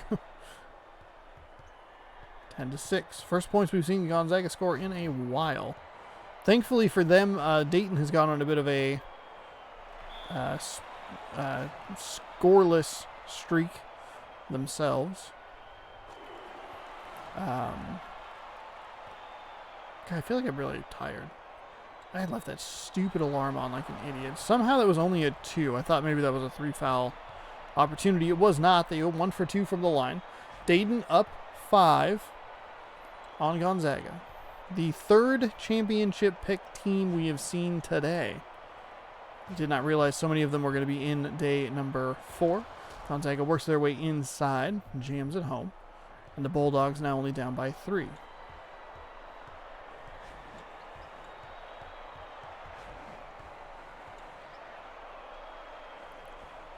Shot off the left iron, no good. Passes it forward. Gonzaga with a 3 here. Can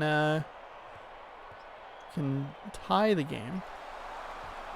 I guess this game actually would have been Adam Morrison's final year. Because if he was on the cover of March Madness 07, he would have declared for the draft. So this would have been the year. We could have an interesting match in the next round, but Gonzaga needs to pick it up here, offensively at least. They've had a couple of really bad turnovers behind the backboard. A lot of missed shots. They are down 5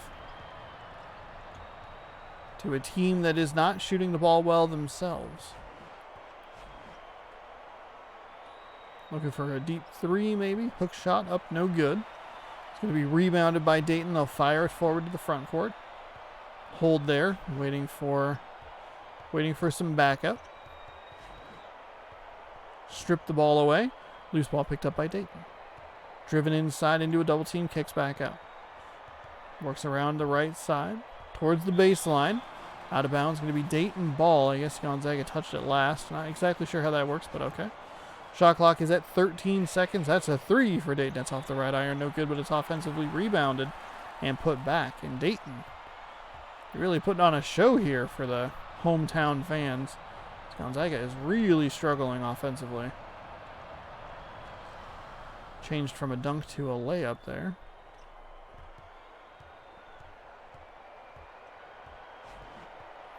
And it is 15-10. The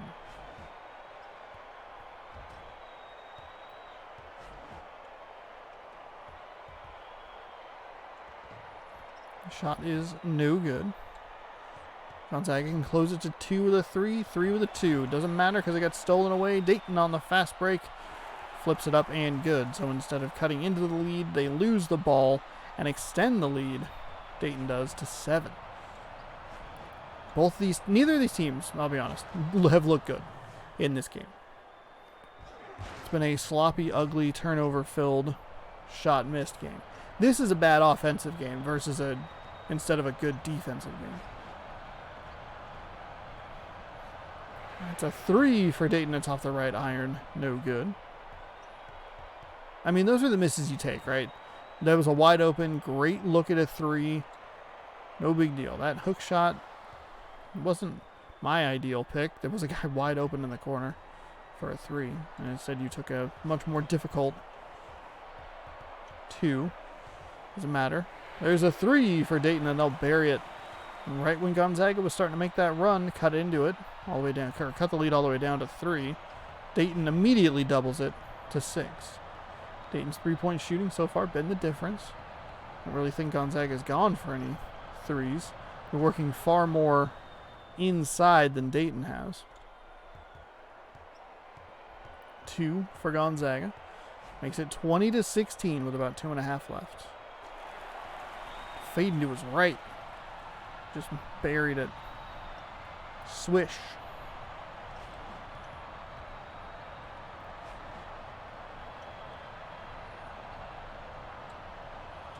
Gonzaga, I mean, Gonzaga's even had multiple opportunities where they've been trying to dunk the ball, and instead of dunking it, they try to change their shot to like a layup or something of that nature, and they just keep missing it. And there, they took them 3 opportunities to get 2 points. They're going to give up something pretty easy on the defensive end. I should have held that sentence in a little bit longer because that was actually pretty good defense. Affected the shot. Doing what you need to do. Pop it up, drop it in. Dayton 22, Gonzaga 20.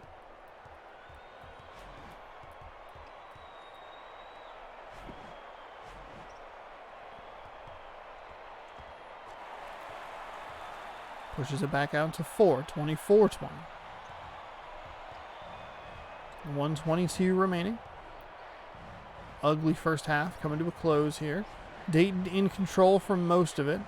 Gonzaga doesn't even take a wide open 3. Instead, they run it in for a mid-range 2. That misses, and the putback is too strong. That missed as well.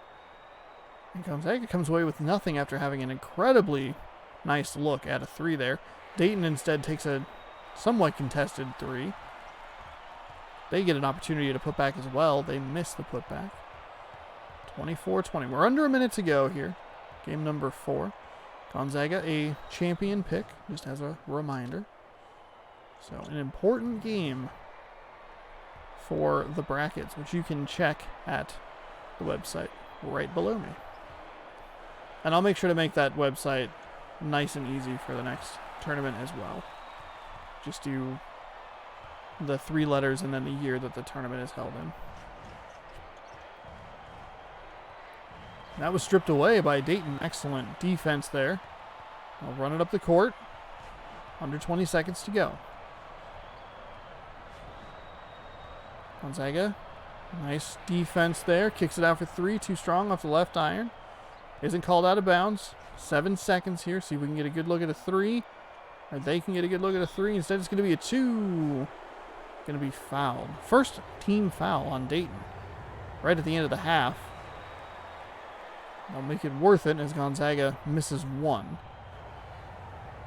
Second one is good. So 26-23, looking like our halftime score here, unless Dayton does that. There's a deep 3. Oh, that almost went in.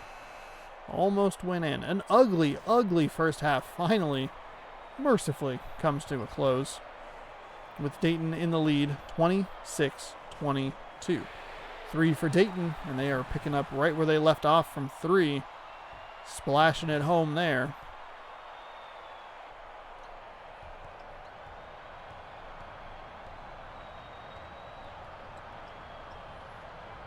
Gonzaga working it outside, inside. Nice jam home.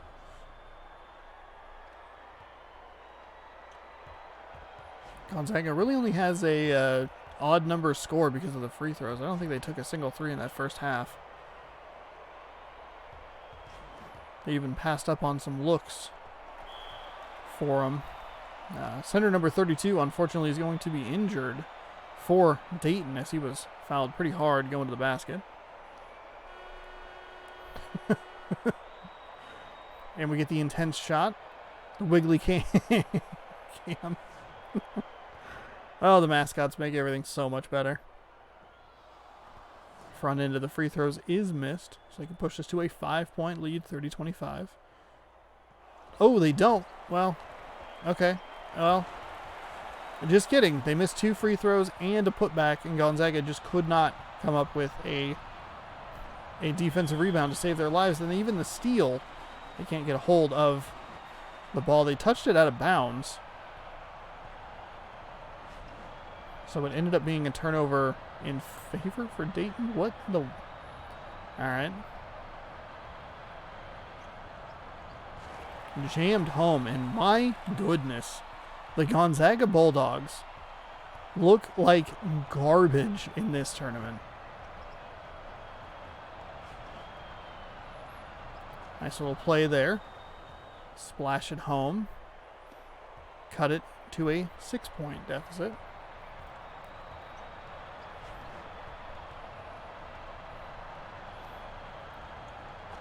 So deep 2 for Dayton. And everything Gonzaga's put down, Dayton has been ready and willing to answer. Back injury, injury update, upper body injury. Slammed home for Gonzaga. Didn't really give us like a timetable if they will return or not, which is fine. 35-29.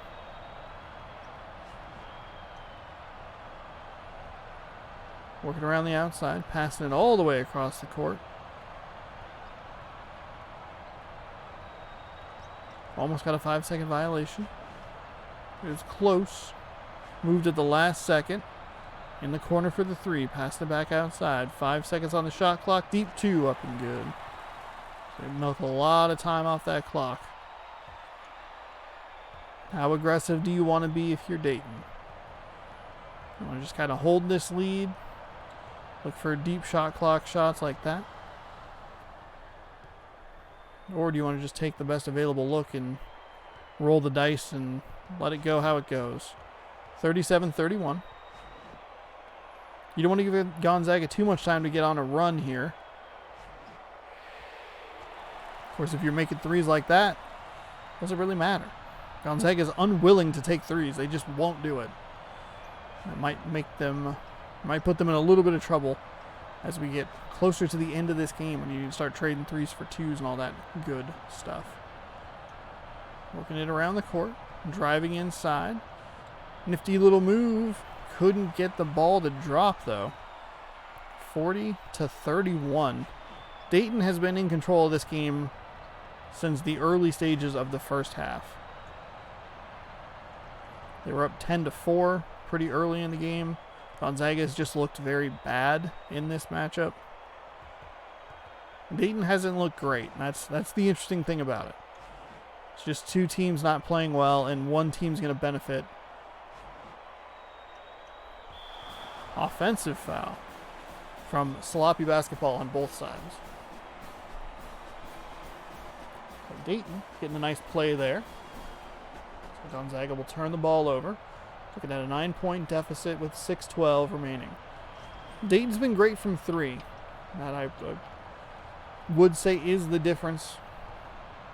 Gonzaga just completely unwilling to take it. Point blank shot is missed.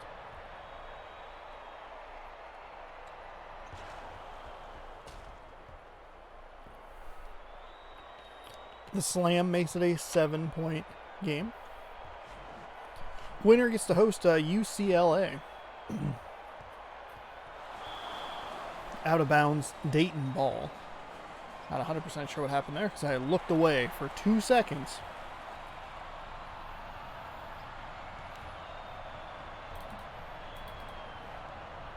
It is 42-33. Little lob pass inside. Hook shot, no good. Defensive rebound. Dayton, they'll run the fast break.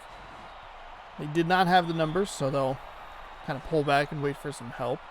Gonzaga maybe getting a little bit desperate here. Picking up a team foul they didn't really need. Dayton with another 3. Easy rebound for Gonzaga. If you're rooting for the Dayton Flyers, got to feel good about these 3-point shots they're taking. Even when they're missing them, they're still going for it as Gonzaga turns the ball over again. Dayton can go up 11 here. Or, nope, 11, or 9. They didn't get any points there. I thought that 3 was going to go down. They've been so good from deep, Dayton has. Gonzaga flirting with that 5-second violation. Running a screen up there at the top. Got a guy wide open for three. Instead, it's going to be a loose ball fade or fall away. 2-point shot. Make it a 7-point game. 42-35. Gonzaga doesn't even have a football game or a football team. I don't know if Dayton does. I think they do.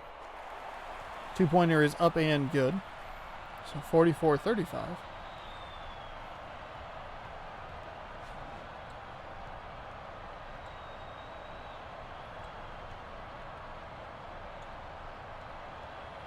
Gonzaga working it around. Flip shot up, no good.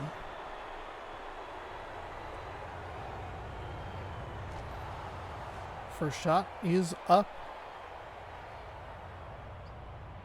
Second shot made. So it's down to a 7-point lead. Gonzaga switching up their defense a little bit. See if they can get a turnover here. Almost forced to strip. That was a good... that was a close call on the 10-second violation for Dayton. 3 for them is no good. Almost an offensive rebound. They'll rocket it forward here. Try and get inside. That was probably too quick of a shot if you're Gonzaga. Be a little more aggressive on the defensive end. Almost got a strip there on the last time around. Gonzaga forcing 2 empty possessions on the defensive end. The problem is they're not coming up with any points on their own. And again, they pass up a wide open 3 for a much more difficult 2. They're not even trying to take the 3s. They've run that play a couple of times that, pardon me, is like normally very good or effective. And they immediately just run inside the 3-point line. Here they go. They swing it around. There's a 3 for Gonzaga. And they bury it, and the lead's down to 2. Dayton up as many as 9. Had some deficits here today in this part of the tournament. One of them was overcome earlier in the day by Florida. Gonzaga looking to make it a second comeback. Tip in, no good. Finally defensively rebounded. They're in an excellent position, Gonzaga is. Okay. All right. Not what I would have done, but okay. He had a guy wide open in the quarter for 3. Now it's extra what I wouldn't have done. 1 for 2 on the free throws. 44-43. Stolen away on the inbound pass. Nice play by Gonzaga. 2:12 remaining. They can get the lead here. They do. 45-44. My goodness. What a game. 2 champion picks have had pretty big deficits to overcome.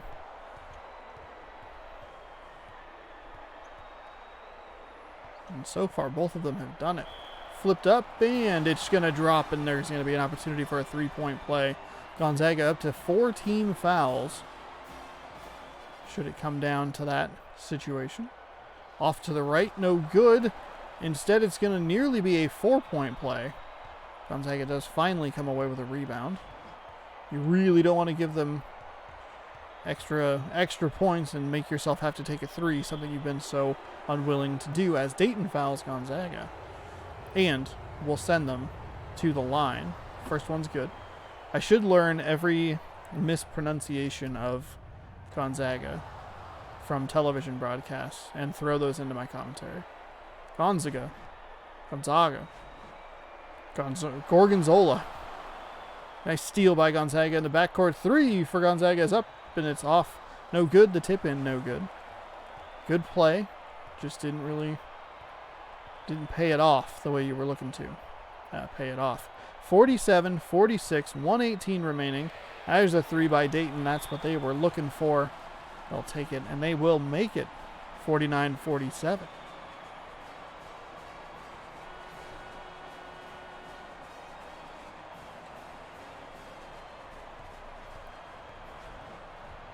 Spokane, yeah.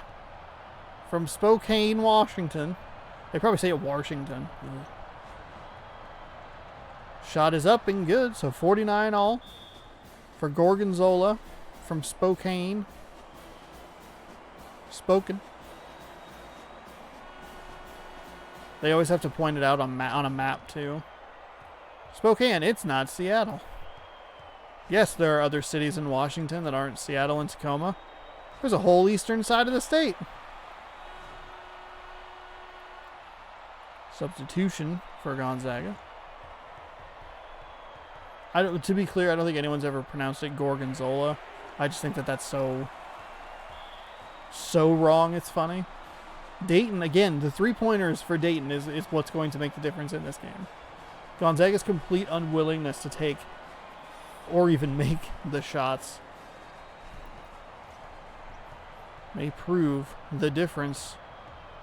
We have a 5-on-4 opportunity here. Gonzaga's going to kind of pull back, let things set up. And they'll have to start fouling here.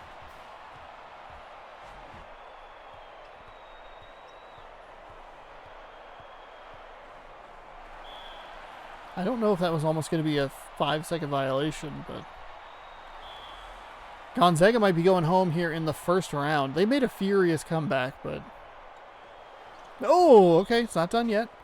It's so funny because the whistle is like just a hair late. Like the player initiates what they're going to do, and then the whistle comes in, but the ball already has the momentum, so it just looks weird. There's a 3 for Gonzaga. Buries it. 52 all. How many cards are in a deck? 52. Each team with a full deck of cards. They lost the jokers on the plane. Dayton's going to look here for what might be a final shot. Or the final shot of the game. 3. Oh my goodness! That's it. 55-52. Gonzaga. At the buzzer. Oh, they almost made it, but they didn't. And that means that Gonzaga is out. And brackets are just getting destroyed today. 55-52. Dayton over Gonzaga in a fantastic finish of a game. I don't know if that's a great game. Well, fuck. Hey, conveniently, that's the end of the first half of the tournament here. We're about 2 hours in, so we'll go ahead and take a quick break. But before I do that, we're gonna do two things. Number one, we're gonna get set up for the next game, which is UConn, which is actually in C for Connecticut, versus Tulsa. So the Golden Hurricanes taking on Jonathan Naked Husky.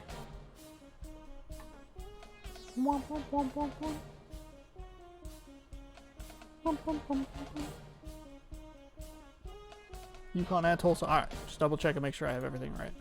Alright. Before we take a quick break, let's get you caught up on the brackets. And I mean, some of these are just absolutely going to be just devastated. The Beeb currently in first with 16, though only a score potential of 40.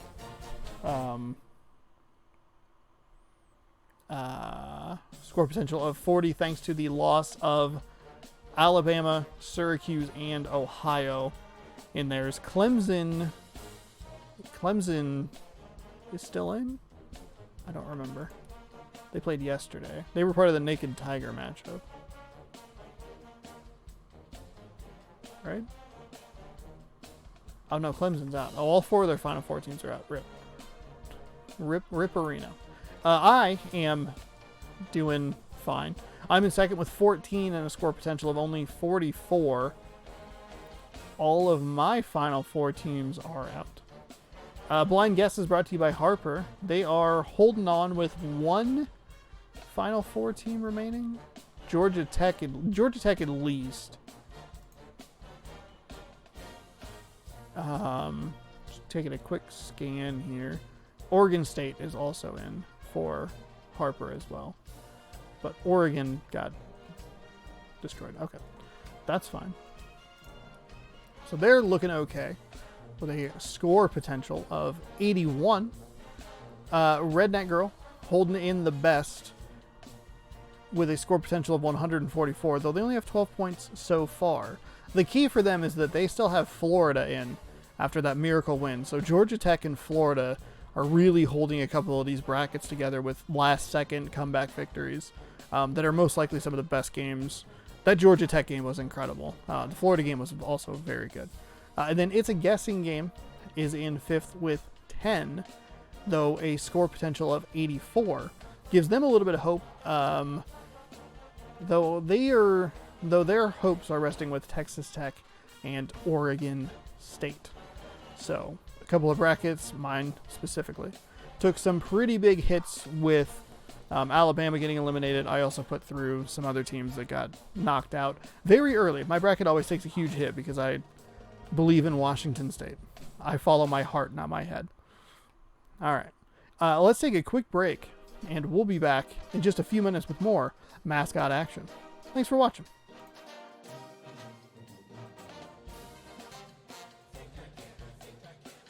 Again, I think I can. Bow, bow, bow, bow, bow, bow. What's up, everybody? Welcome back to September Mascot Madness 2, round of 64, part 4. My name is Sean. Welcome on in. Welcome back, I should say. Welcome back from the break. I should make a tweet about this. Hang on. Hold on. I always skip a step. I actually didn't think about that until I just now sat down. Boom, boom. How's everyone doing? Hopefully everyone's doing well. If we keep getting damage to all the brackets, maybe with like the Sweet 16 or something, we could do a little bracket reset or something. Because it is... Oh boy.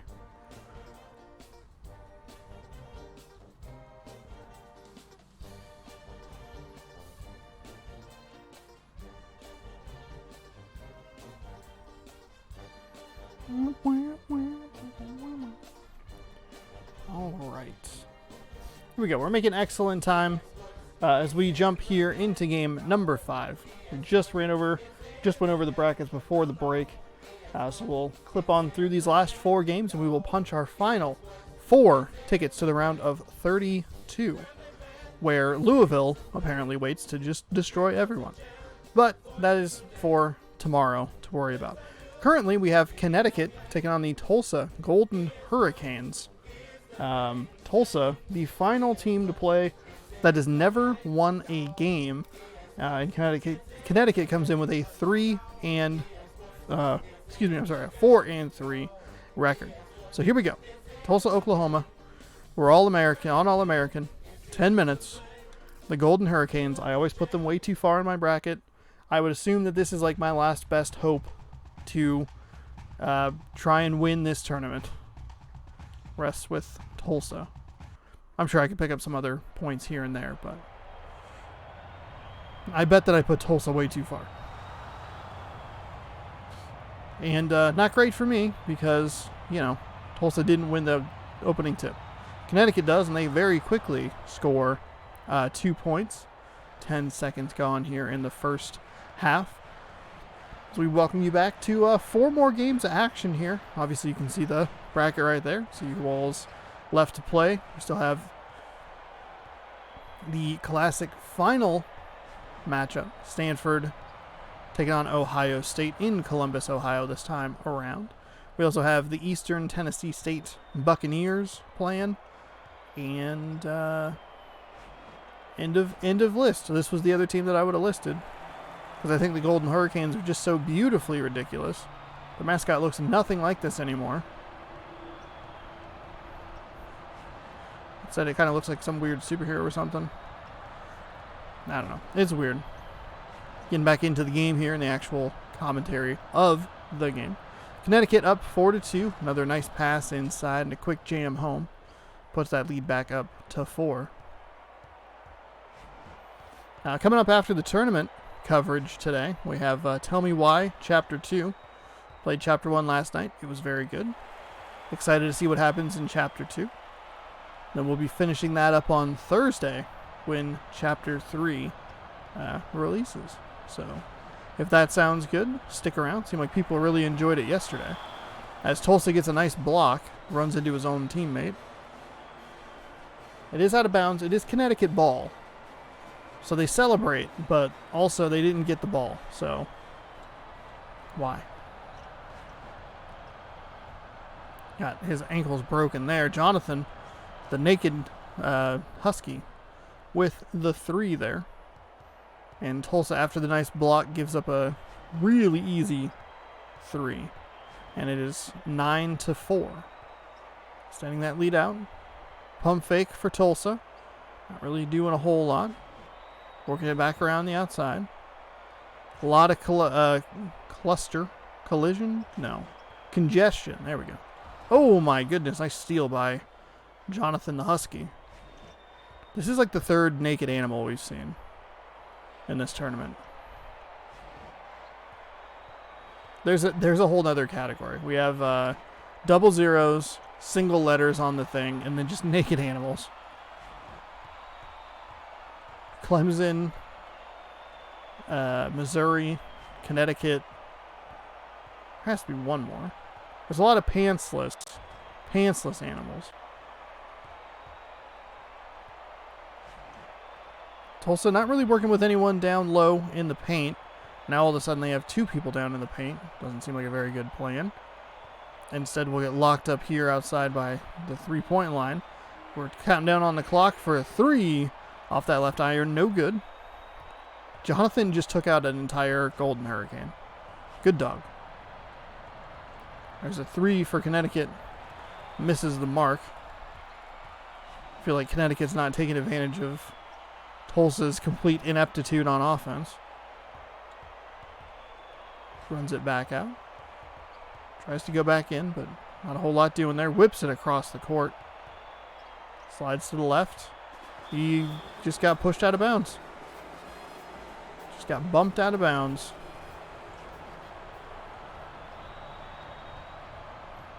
And Connecticut maintains their lead. Pass inside. Back out for 3. Off the right iron, no good. Defensive rebound. Tulsa. Run the floor here. Set some stuff up. Looks like they're going to run a screen under the basket. There's a 3 for the Golden Hurricanes, and they'll knock it down. Cutting the lead to 2, 9-7. Winner plays either Iowa State or Kentucky. As Connecticut, makes it 2 there. I looked away, and then I heard the basket go through the hoop, and I went, oh, I missed a play. Again, they're running that player around for the 3. Much better defense by Connecticut that time. Right on top of him. Doesn't allow him to get that shot off. Back outside. Trying to work his way in, but not a whole lot doing. Flip inside. Back out. Pump fakes once. Slides around the screen. A little mid-range jumper is up and good. So 11-9.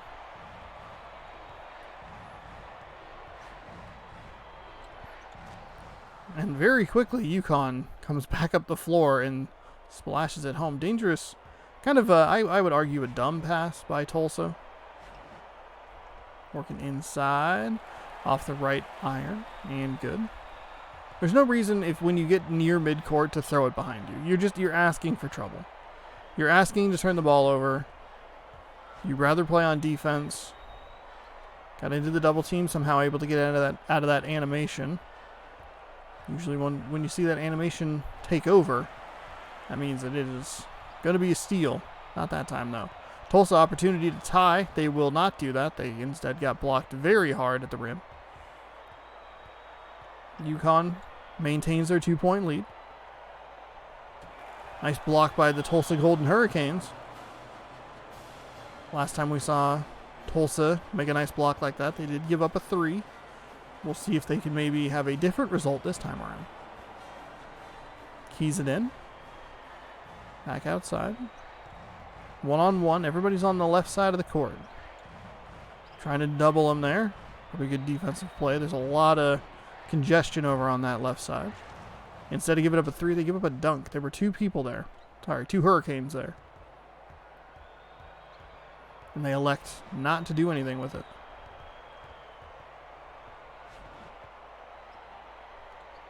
Outside. Sliding around. Looking for a little mid-range 2. Smooth stroke. And with under 4 minutes to go, we have a slower paced game here. 15-13. I feel like every time I say that, usually the offenses find their rhythm. Stripped away by Tulsa, and they're unable to get the loose ball. It dribbles out of bounds. And it will remain Connecticut ball. Throwing it back around. Shot is up and good. Connecticut now up by 4. Tulsa's been as close as 2. See if they can pick up their first win.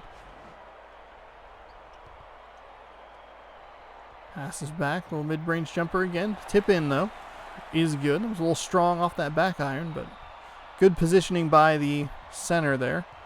Push it back in for 2 points. Tulsa doing an excellent job of just sticking with Connecticut here. You get 2, we get 2. Moving back and forth, keeping that score close. That's a wide. Wasn't the crispiest looking play, but it still worked anyway. 19-18, Connecticut up. Lead down to 1. Tulsa, good defense in the post. Excellent steal there. They have a little 2-on-2 here. Pass it back to his buddy. It's too strong off the right iron. Offensive rebound is put back, and Tulsa has what I believe is their first lead of the contest. With 2:18 to go, it is 20-19, nearly a backcourt violation. Jonathan, jumping fading to his left, pops it down, 21-20.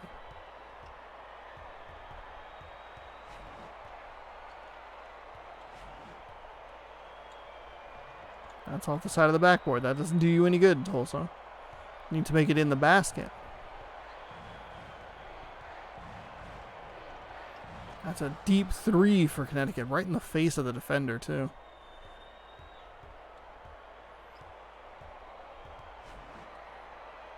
Into the corner, working around, driving, blocked, recovered by Tulsa. And they'll cut the lead back down to 2. Connecticut struts up the court. Been in control this first half. There's a 3 that wasn't really even contested by the Tulsa defender, who was standing literally right there and said, I don't want it. You want it? You take it. Nice jam home to slice the lead down to 3. 27-24. Tulsa, the Golden Hurricane, might be the most ridiculous mascot in this entire tournament. That's a foul. Shot is short, though. Free throw up and good. 1 out of 2. We're under a minute to go.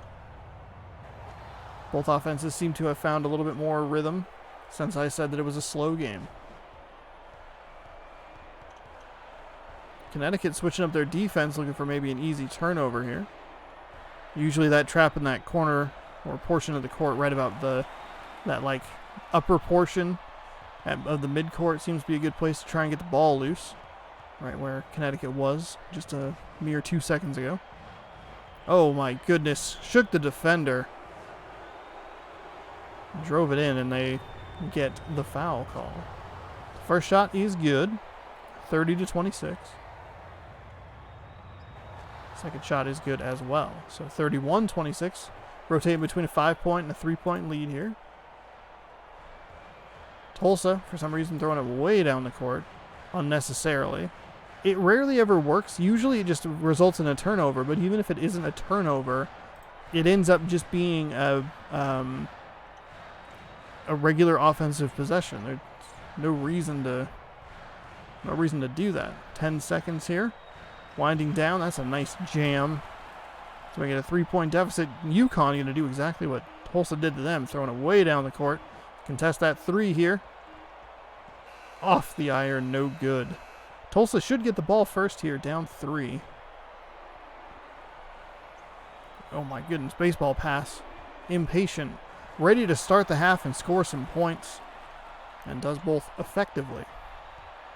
31-30. Good first half. Looked like it might get to a little bit of a blowout stage there. But Tulsa made sure to stick with it. Just kind of return what UConn was doing to them. Take twos, give twos. There we go, working it around. Only went to the mid-range jump portion of it. Backs out. Floated inside. Nicely done over the defender. We see a lot of those picked off, but when they work, they can lead to easy buckets.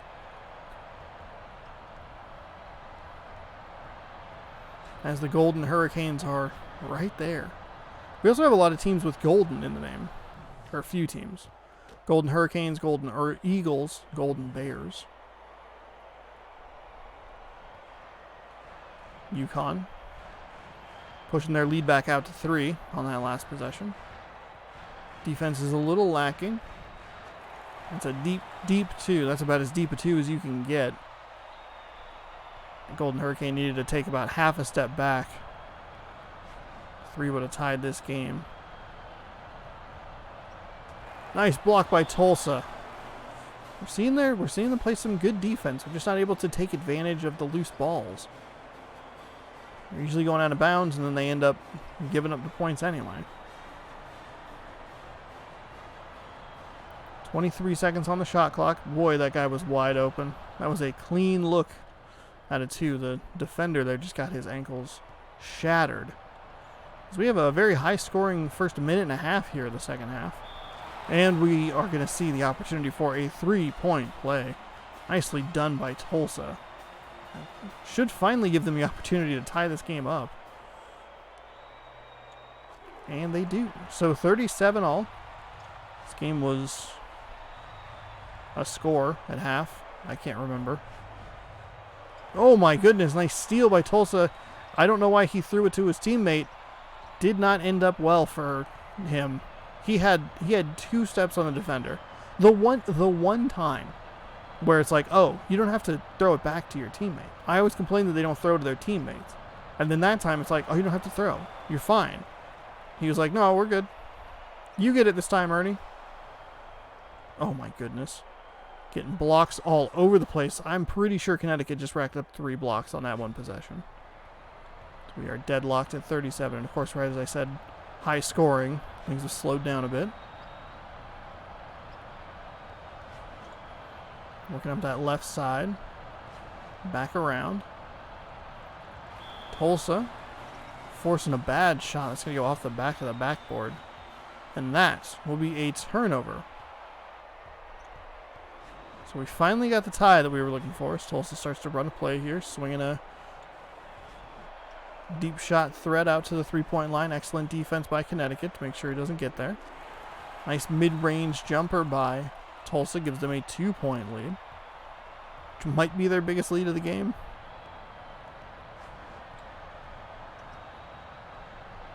There's a 3 from Connecticut. And just like that, the lead is gone. Tulsa is now a point down. Nice inside pass. Oh, you got to make that. That was a clean inside pass that you didn't do anything with. That was a miss by Tulsa, or by Connecticut. That secondary shot was probably affected by the fact that the hoop was bouncing up and down. Tulsa's going to show you how to put it down. Huskies. As the Huskies literally throw it away. Out of bounds, Tulsa ball. Tulsa did do their best to make sure that they touched the ball out of bounds to give Connecticut the ball back. So that was nice of them. 3-pointer. Off the left iron, no good. So the sloppy play on Connecticut really doesn't add up to anything meaningful. Though it was an extra possession for the Golden Hurricanes. Looking around for 3. Why bother getting in defenders' faces when you can just stand there? There's a mid-range 2.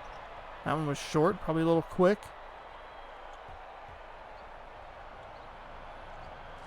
Jonathan, the Husky, forced to alter his shot, but still fine.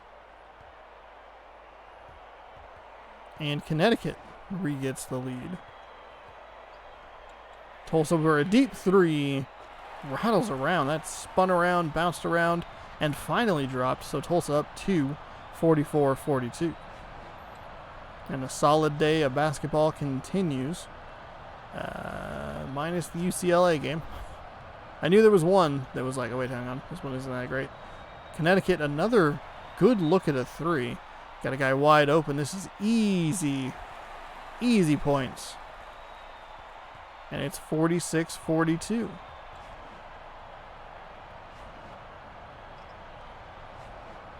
Swinging around the outside. Quick pass inside. Flipped up and good.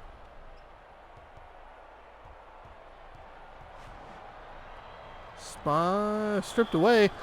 Tulsa kicked it out of bounds. It was about to just roll away from the Golden Hurricanes and was going to remain their ball. Instead, it goes to Connecticut, who can take the lead with a three here, or they'll alley-oop it, or alley-layup it, and we'll look at a tie game. 46-46. A good one here in game number 5.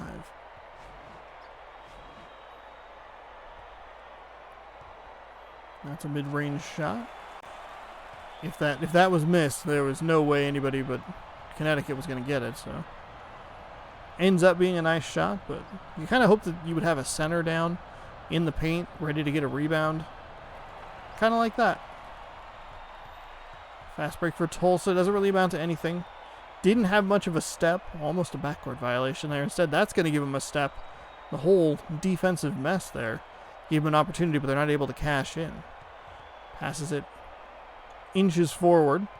Nothing doing there. Connecticut looking to set up here. Keep moving to sides where the court's a little full. Trying to get a step on the defender. There's a three for Connecticut, and that is good. So Connecticut retaking the lead here. 3:30 remaining, second half.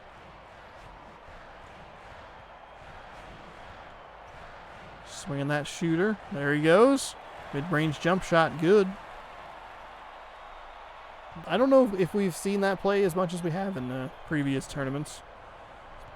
But instead of running it all the way around to the three-point line, they had just run into a little mid-range jump shot. Not much of a fast break opportunity. The defense was in excellent position to head that off. And even better position there to steal that. But that's what I was talking about. There's no reason for you to throw the ball back behind you when you're anywhere near the midcourt line, and that's exactly why. An incredible defensive play is just totally disrupted as you threw it behind you and gave Tulsa the ball back as they were fouled on a three-point shot. So we'll see 3 free throws. First one was no good. The second one also no good. Excellent, excellent, excellent work. The third one finally goes and stretches the lead to 51-49.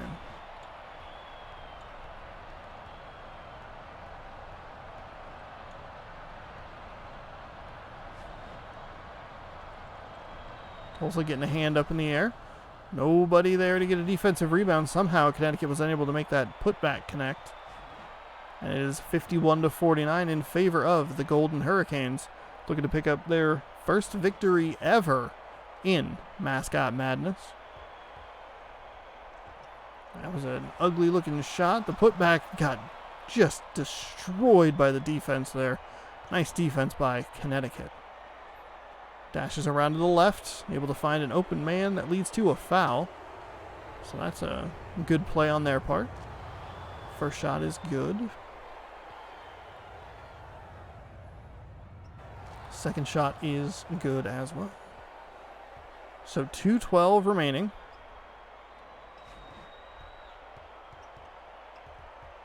(51-51), 2:06 remaining, second half. Getting real close to a 10-second violation, almost through a interception. Tried to drive it, but good defensive recovery, or rotation, I should say, by the Connecticut Huskies.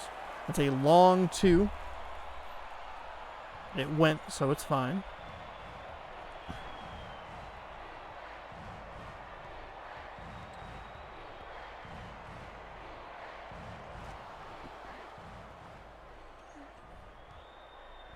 Connecticut. Nice shot there on their offensive end.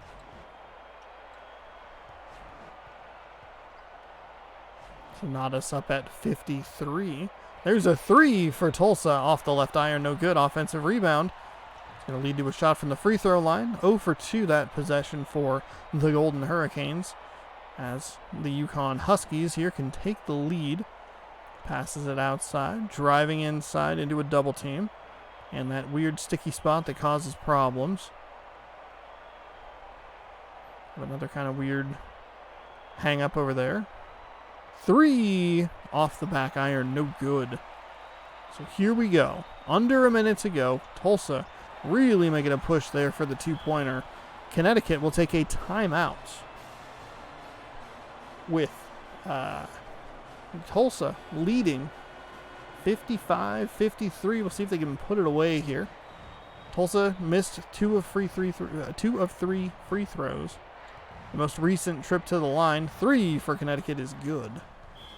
We'll see Tulsa take a timeout.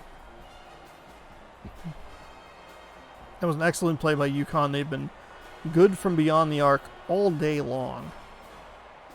Tulsa, that was a dangerous pass. He had a guy on the right, made the defender pick. The defender picked correctly, and the defender did an incredible job. Jonathan, the Husky, or whatever his name is, doing excellent stuff down low.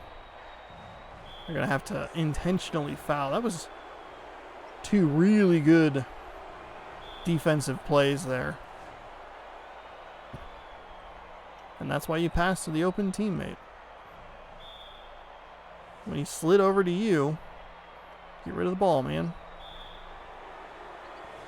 Obviously, the Golden Hurricanes not done yet. 23 seconds is plenty of time. Okay, for some reason they let a lot of time milk off the clock that time around. Next one will put Connecticut on the line for a 1-and-1. At most, we'll give them a 3-point lead. Or instead, we'll only give them a... Just kidding. I was going to say leave them with a 1-point lead, but then he put the ball back in the hoop. Because the Golden Hurricanes said, what's a rebound? Don't you dare throw it all the way down the court for no reason. All right. Golden Hurricanes. They need 3. They're going to get stuck with a shitty 3-point shot attempt. All right, cool. Thanks. Thanks for that. Fucking idiots. You deserve to be 0-4. That is infuriating. They had more than enough time to actually set up a play. They just stand in one spot. Cool. All right. Well, we'll see you in March. As Connecticut wins 58-55. Connecticut moving on. Could you imagine if an actual commentator said that? You deserve to be winless. You absolute idiots. God, that's so irritating.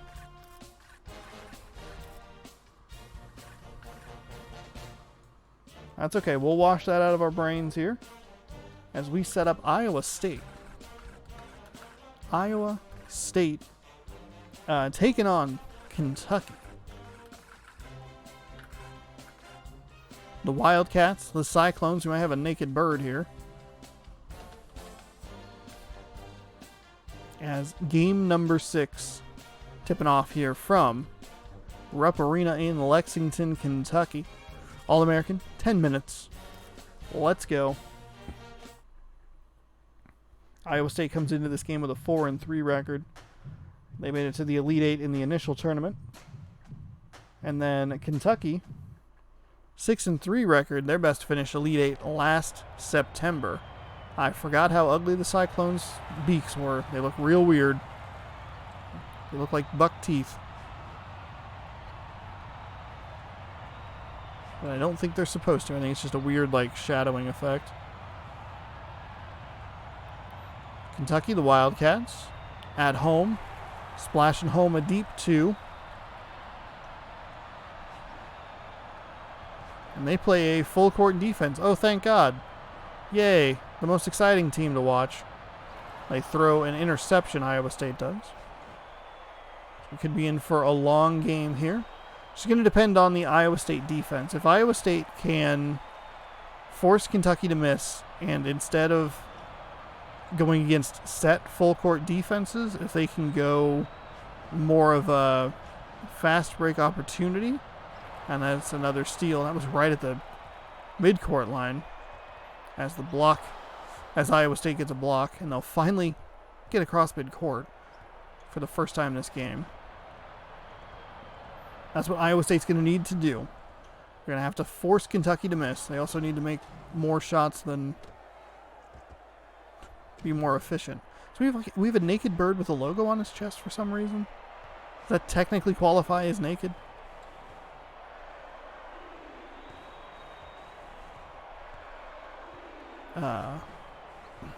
And in the case of Iowa State, please knock these full court defense teams out of the tournament. Oh, nice block by Iowa State. See, Kentucky will leave a defender deep, but they won't set up to like trap them. And that's what you don't want to see if you're the host of a tournament that's supposed to be fun and entertaining. Some teams just really boring. Shout out to the camera guy over there in the left corner. Nice shot by Iowa State. Can't quite get it to drop, but we'll go to the line to shoot two. Off the left iron. No good.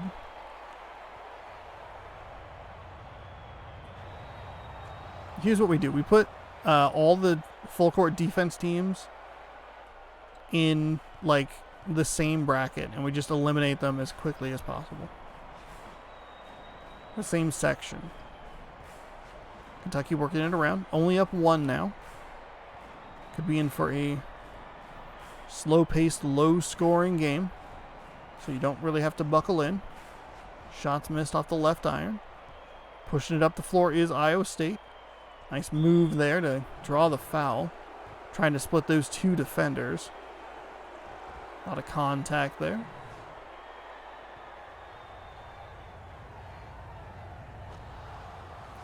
Free throw is good. Both of them are good. So Iowa State takes the lead.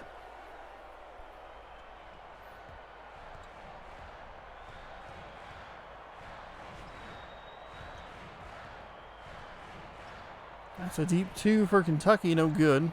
Short. So again, Iowa State not having to worry about that defense at the moment. You can just run their offensive set. Got pushed a little bit in the air. Not intentional, just a couple character models bumping into each other in the game. Really didn't know what to do. Up and over the defender.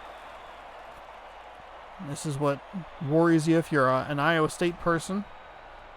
See if they can push it up the floor just a little bit faster. Back across. There we go. Nice play. That was about 8 seconds. That was a weird looking shot. He got his own miss. Jams it home. Kentucky now having to deal with a little bit of full court pressure as well. Not sure if that was intentional or if it was because the ball was keyed in so quickly. But Iowa State was there to at least try to defend.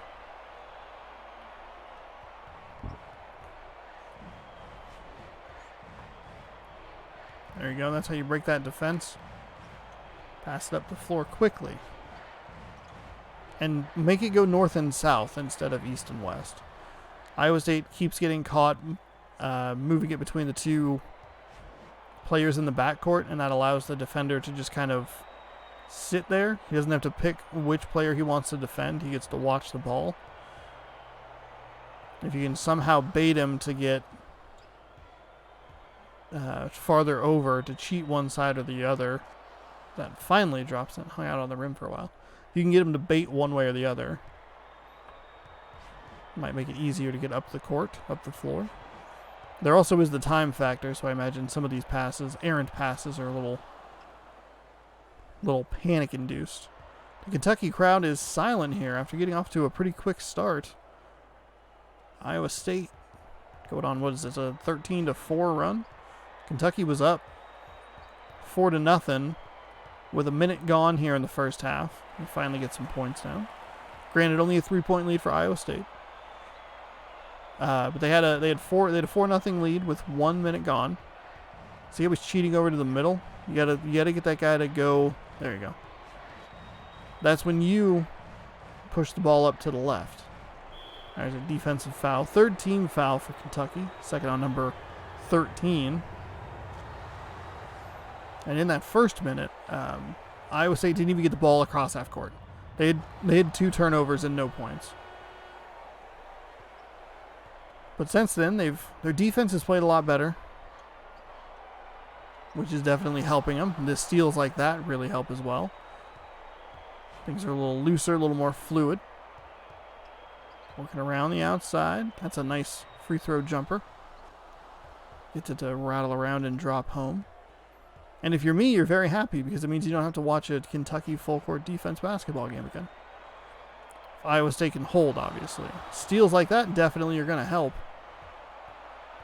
Because when it was 4-0, I had visions of the Syracuse-Louisville game that was just like 20-4, and I just got up. I just walked out of the room.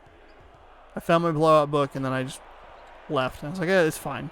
Nothing interesting is going to happen while I am gone. The pointer is up, but no good. Kentucky really struggling here, down 9.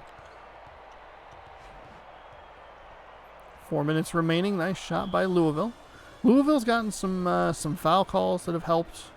Also, they've been on a roll both offensively and defensively to the point where Kentucky taking a timeout with 4 and change remaining here. First half, passing around the outside. Working left side, mid-range jump shot, no good. They just can't get anything to drop. They couldn't buy a bucket right now. Maybe they could, I don't know. Doesn't seem like they can there. Oh, nice steal there by Kentucky. On a little bit of an errant pass. It looked like he was going more towards the sideline than it ended up going. Iowa State, they were up 21-10, 11-point lead.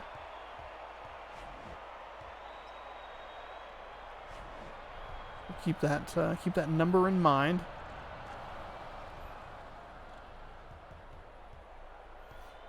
If Kentucky can kind of mount a bit of a comeback. Iowa State's been doing a good job at breaking that defense as well. Everything going in the Redbirds' favor. Nice put back there. Cyclones. That's what their name is.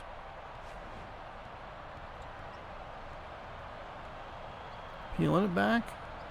Got a guy wide open, dashing to the basketball hoop. Passing back to the left. Nobody really in the paint. Kind of just hanging out. Iowa State looking for one-on-one isolation stuff here. Getting trapped in the sticky spot. They're going to end up jacking up a 3 that they probably don't want. No, instead it's going to be a spin and a defensive foul. So I guess that's the best possible outcome at that point. Or maybe not, because you don't know how to make a free throw. There you go. You know how to make 1 out of 2 free throws.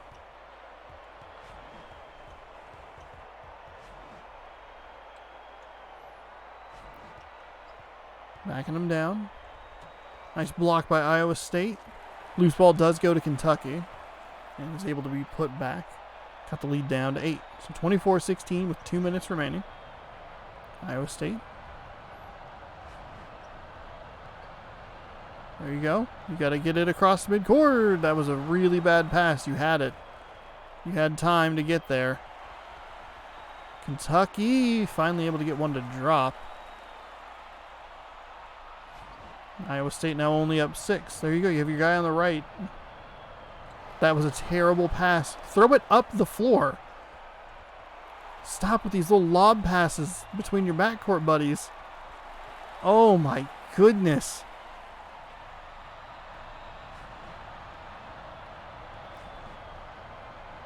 There you go.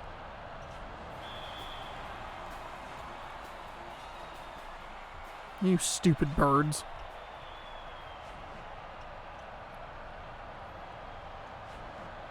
Lobbed inside, thrown around. It's going to lead to a foul. First foul on Iowa State as a team.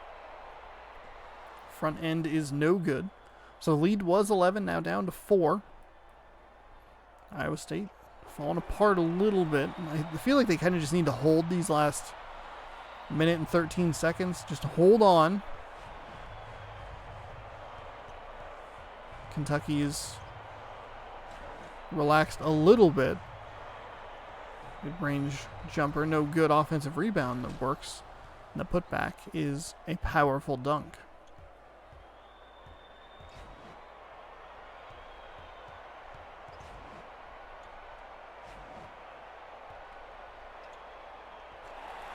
Quick release on the shot there. Kentucky quickly into their defensive set. Looking for that trap. He's cheated so far to the right. There you go. Slide it around. Nice pass inside.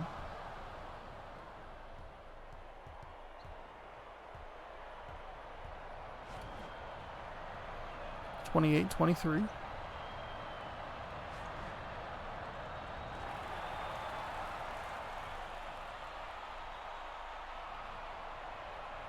Way deep pass. It's intercepted by Kentucky.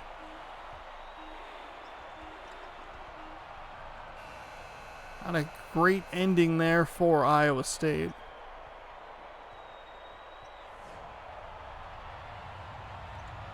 As it's 28-25 heading into halftime. Well, now out of halftime. Okay, 3-point Iowa State lead. There's a 3 for Iowa State. They'll miss it. Tried to go for the putback for some reason, even though the ball was on the other side of the hoop. But I guess points for trying. Defensive foul. Obliterated that Wildcat, and the ref said, no, don't do that. That's bad. Please, leave that Wildcat alone. He had a family. There's a 3 for Kentucky. Splashed home. The lead's down to 2. 30-28. Iowa State's led by as many as 11.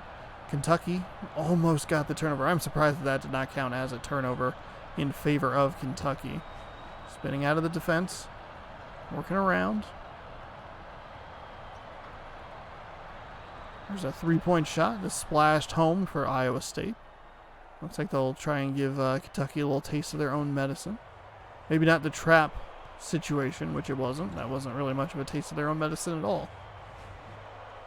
That was like you were like, I'll give you a taste of your own medicine. Here, have an Oreo. Out of bounds. Kentucky ball. Nice block by the Iowa State Cyclones. Kentucky keys it in. Working around the perimeter. Deep 3 is good. The lead squashed back to 2. Trading threes. They're not really setting up their trap as effectively as they have in the past. He's cheated to the left. There you go. Found the gap. Oh, they had a wide open guy streaking to the hoop. Couldn't get it. Unfortunately, that leads to a missed opportunity. And Kentucky has knotted this all up at 33.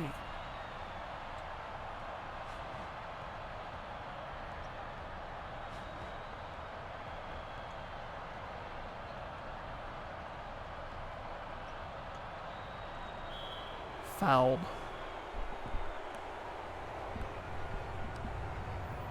First free throw is good. So 34-33. And the second free throw is good as well. So a 2-point lead now for Iowa State.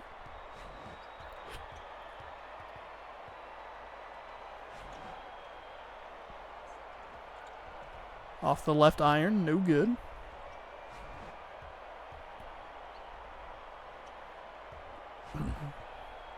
(35-33). A couple minutes gone here. Nice inside pass into the lane. Iowa State extends their lead back out to 4. See what Kentucky has up their sleeve here.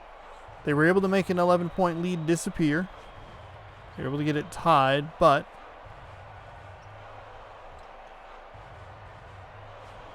what happens if things start to fall apart for them? That is an offensive foul. There's a shoulder right into the chin of the offensive player. So that'll be a turnover for Kentucky. They don't quite get their regular setup for their defense. I'll slide around. Nice pass inside. Should have been a much easier two, but for some reason he changed his shot mid flip. Or mid shot, I guess. Went for a way harder and less effective basket. Iowa State now up 2 after the shot by Kentucky. There's a good push. They have wide open players under the basket. You absolute moron. How? You had 2 players with just defenders nowhere near them. That was an easy bucket. You were bailed out that time. That's fine. But I want you to know that that was not a good play on your part.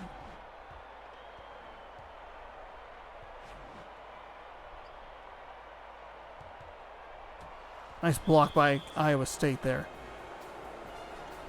Smashing it out of bounds. Crushing it. Kentucky will take it in from their own side of the floor. 22 seconds remaining on the shot clock. Dances around back behind the three-point line. Now, good look at a 3 there. Elected not to do it. They ran the same play on the opposite side of the floor. Back outside. Might end up with a deep 3 that they may not want. That's a very deep 3. It's off the right iron. No good. Iowa State comes away with a rebound. That was a lot of clock wasted for nothing there. Iowa State instead comes screaming down the floor and jams it home.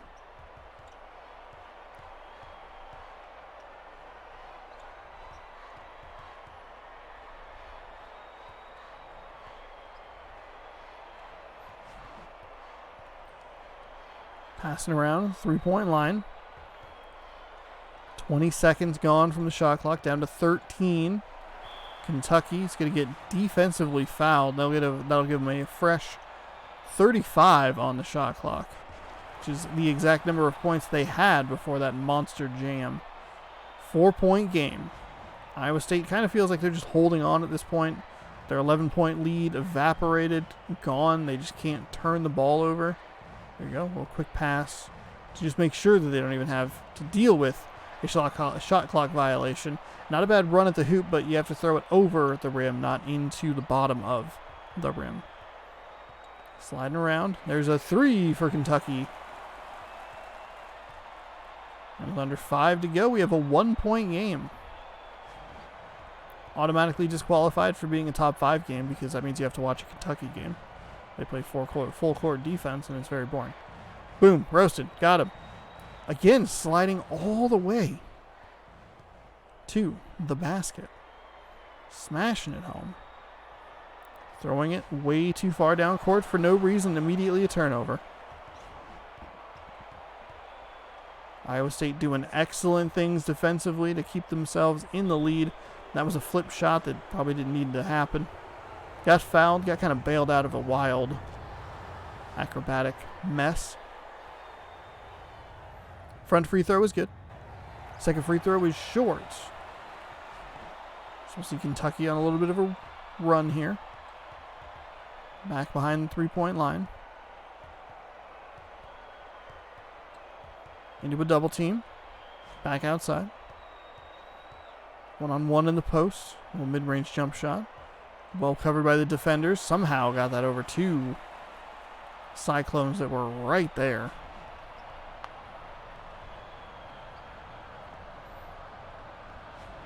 Back and forth. Wildcat just mistimed his reach. Oh my goodness. That was off the back of the rim. No good. Another missed dunk in this tournament. Could cost the Cyclones. Nice block. Couple of blocks. That was a hard foul.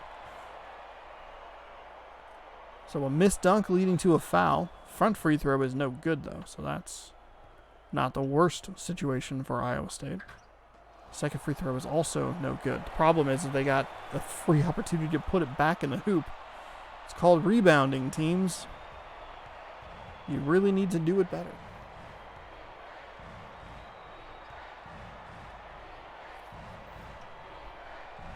Streaking inside, off the iron, no good.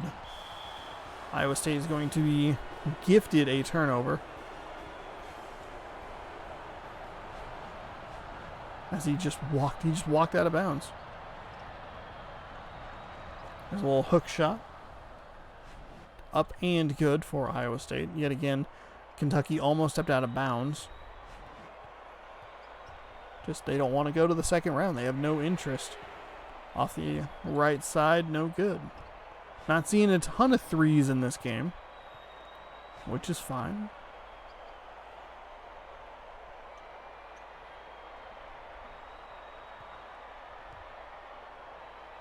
Tried to get the spin move to go. Instead ended up in that weird glitch. Nice pass to the other side of the key. And they'll regain their 4-point lead. 2:15 remaining. First half. Kentucky feeling lucky they're even in this position, down 4. At one point down 11.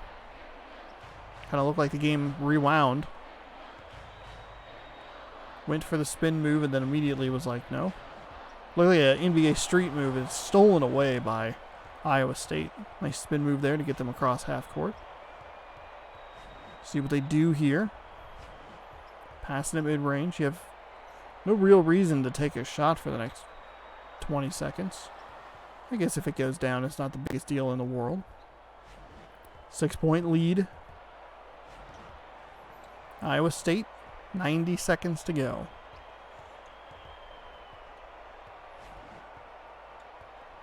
There's a lot of red over on that left side of the court. Kind of just flowing to where the ball might be going. Probably a good opportunity to pick up a mismatch on the opposite side of the floor. Quick passes might have given you a very good opportunity for 2 points. Granted, you came away with 2 points either way, so it's hard to argue. You're going to have to go up the court pretty quickly. That took about 8 seconds. And yet again, Iowa State, once they break that defense of Kentucky, they just go for the hoop. Without really much of a second thought. Off the left iron, no good. Tip in, no good. Tip in is good.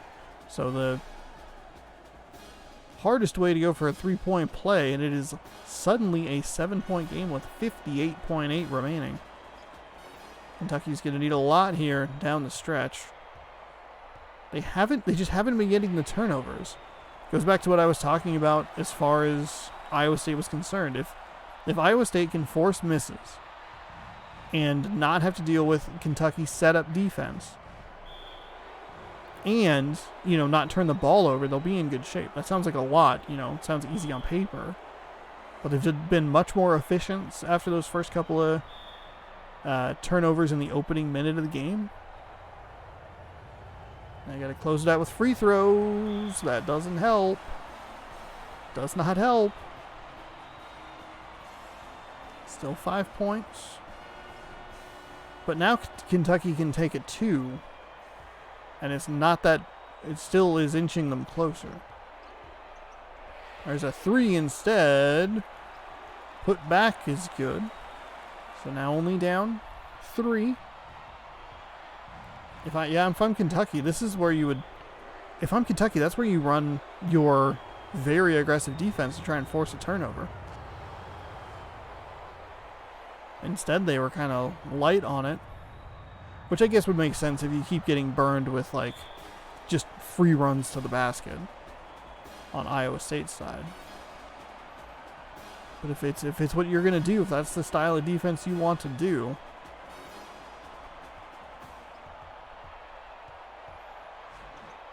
Why not live by it and die by it? Unfortunately, we're stuck here. There's a deep 3 for Kentucky, buried. Oh, we are not done yet, folks. Defensive foul, Iowa State ball. Last opportunity with the 1-and-1. First one's good. Iowa State needs a make. They get it. Kentucky with another timeout.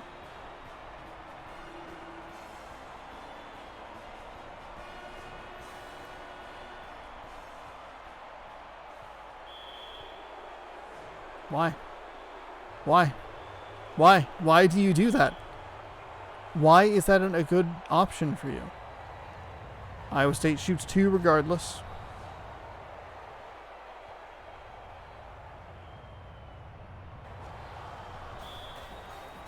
All right, well, Iowa State is going on to the second round here. Thank God. Suck it, Kentucky. That's what you were looking for last time. But if you keep dribbling the ball like this, you're not going to get anything done. There's a 3. I don't think that's who you want shooting a 3. I'm sure that's like a big, tall center. 59-53, Iowa State taking out Kentucky. And mercifully eliminating a full-court defense team. So we have our final 2 matchups coming up here. Get that light turned off. And we'll go ahead and exit. Quick game.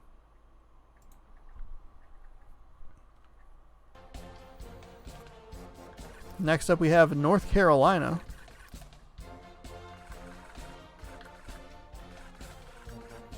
taking on East Tennessee State.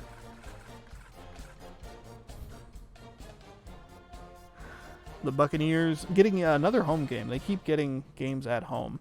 North Carolina, somewhat shockingly, is only 1-3 in this. They won their first game in the tournament, in tournament history in March Mascot Madness 1, and then decided that wasn't something that they were interested in and have since lost 3 straight. East Tennessee State, on the other hand, is working with a 2-3 record. They've twice made it to the round of 32. Can they make it a third? As we are in Johnson City, Tennessee. Schools are pretty close, shockingly. All-American difficulty 10-minute halves as we wind down the round of 64. 2 games left for you. We end with the traditional Stanford and Ohio State coming up next. But right now, Tar Heels and Buccaneers. East Tennessee State now down 3. ETSU. I said East Tennessee State, and then I was looking at the map, and I was like, where is that? Where would East Tennessee State play? Probably like northern Alabama. Back across the court. The Bucks do have a nice logo. I like the sword on the bottom of it. Looks very good. Sliding inside. A lot of blue on the court today.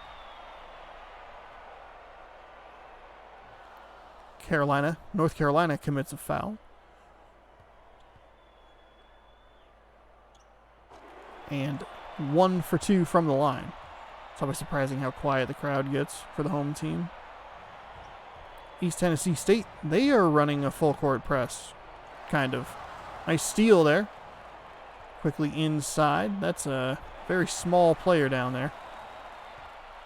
Looks like maybe they'll switch back and forth, kind of depending on what they think they can do with it.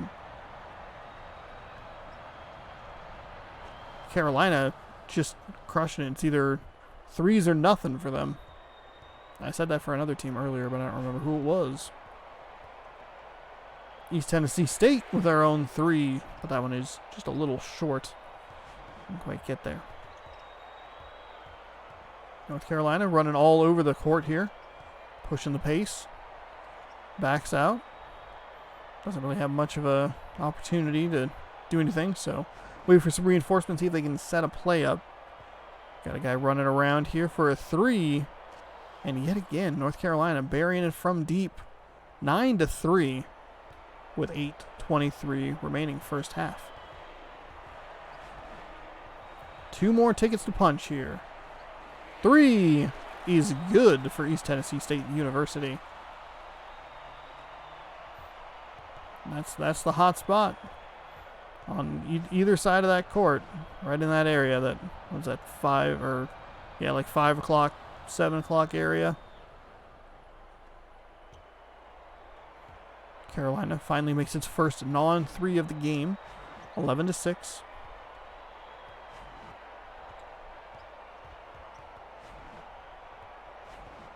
Here's East Tennessee State working instead of all the way to the 3-point line. We've seen that a lot more frequently. They just work with a more mid-range shot, which is interesting. Not something I have really seen in a consistent manner. That's usually what we see. North Carolina with another 3. Jumping from deep. They are splashing them home here.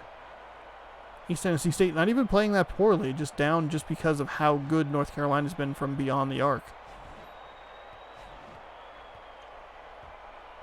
Let's see if it's a live by the 3, die by the 3 sort of game for the Tar Heels. Now up 8. Nice inside play there.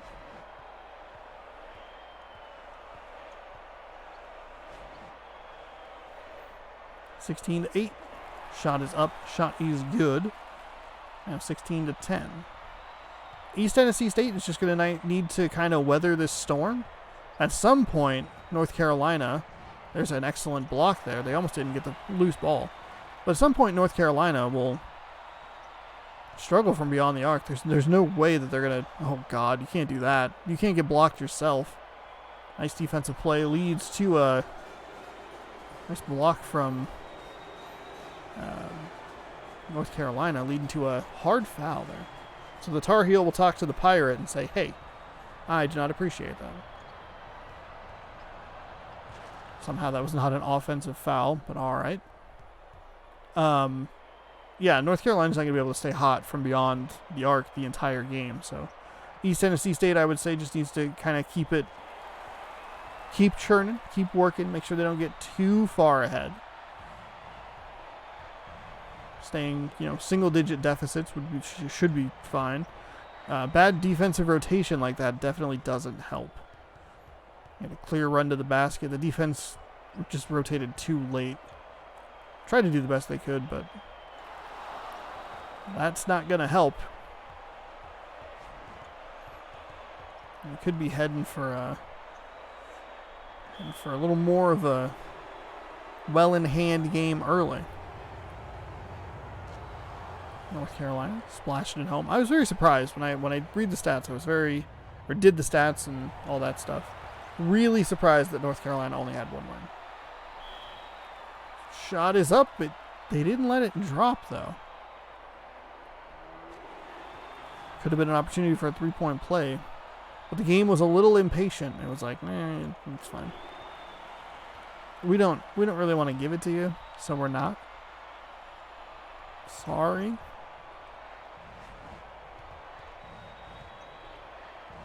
East Tennessee State working with a little full court press. That's exactly what you want if you want to see if you're East Tennessee State. Nice easy transition basket off the turnover. See if they switch to that a little more consistently. We saw them do it early in the game when they were down by 3-1. Another kind of late rotation on the defense there. Got enough into the shooter to make a difference, but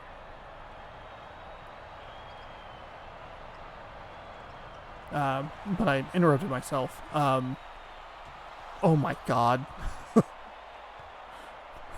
Tar Heel just eviscerated that shot. East Tennessee State's run that full court press twice, and they have forced 2 turnovers. We saw it early, leading to a tie at 3-3. Obviously, we saw it just a couple moments ago. But they might need to work with it more consistently.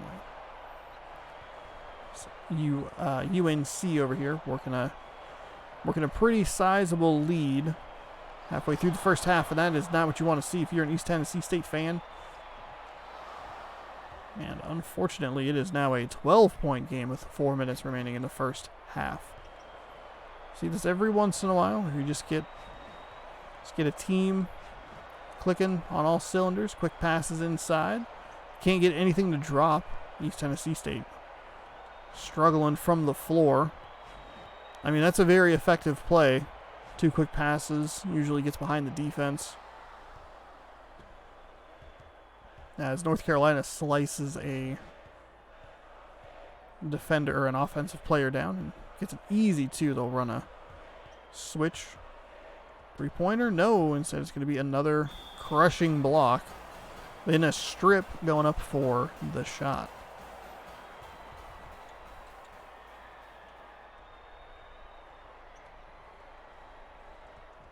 There you go.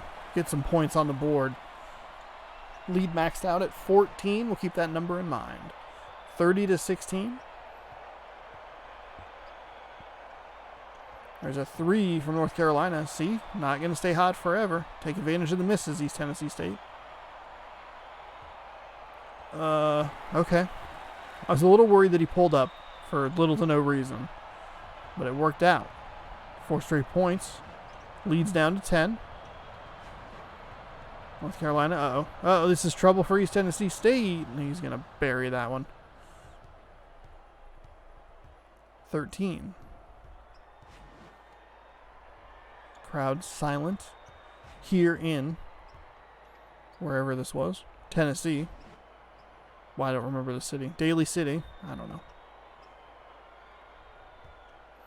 As the Tar Heels steal the ball away yet again. They're on the fast break.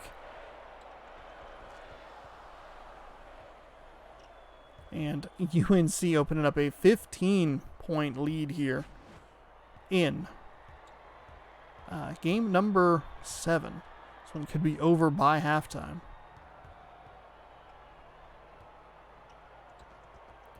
Missed the shot there. Still was able to get a hold of the loose ball, but still couldn't put it back, I should say.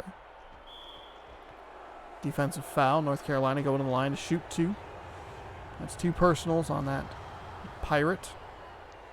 And that is, I believe, the 3rd team foul. So the lead now 17. I said that before it even hit the nylon. And thank him for making it, making me not look like an idiot. 37-20. Passing around the outside. There's a shot up and good. UNC 37-22.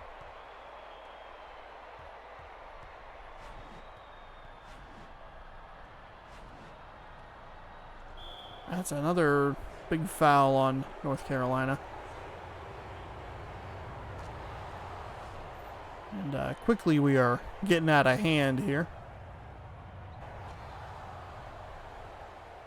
Well, I guess it's actually the same number of points. Never mind.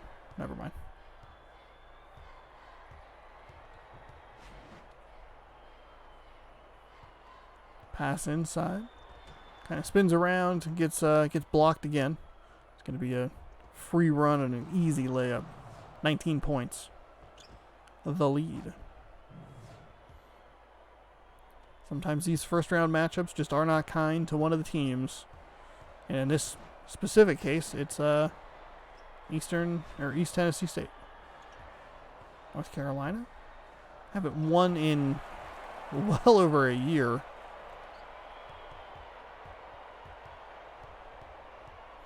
Now up 17. Looking to cruise into victory to take on the winner of Stanford and Ohio State. Which that game should be a good one. Well, hopefully. Fingers crossed. It's actually been a very solid day of basketball. Seen a couple of really good finishes. Seen a good comeback. Hasn't really been. I mean, the UCLA-Iowa game wasn't great, but it also wasn't terrible. It's just kind of, it was one of those games where it was just a team that was just in control for the whole game, and it's one we haven't seen in a while. Though I talk about it, especially when we're doing the intros and the hype streams and all that stuff. But Iowa was a team that fluctuated their lead, or fluctuated their deficit, rather, because UCLA was in control for majority of that game. They would be down by 11, then down by 6, then down by 12, then down by 5, and they just couldn't put it together. And we used to see that a little more frequently in some of the other versions of this game that we've used, of a team that just can't ever quite get over that hump. They get kind of close, but they have 2 good runs in them, and that's it. That's the first time that we've really seen that sort of thing. It just wasn't really much. It wasn't a game that was really ever in doubt. And this game doesn't feel like it's really ever going to be in doubt, though. Hopefully East Tennessee State can make a little bit of a run here. Down 15, another bad defensive rotation, but enough on the shot, or enough on the defender to affect the shot. So 15 points here. Went for the 3, but elected not to follow through. It's going to get stolen away, and that's a really unfortunate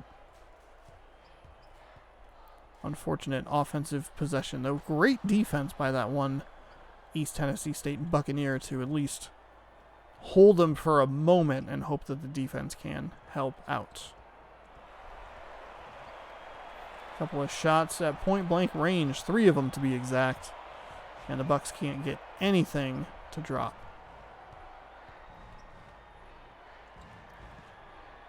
That one missed off the left iron. Wasn't sure if it was a 2 or a 3. Obviously it doesn't matter because it doesn't count. Working around the outside. Deep 2. Down to 15. 8:17 remaining.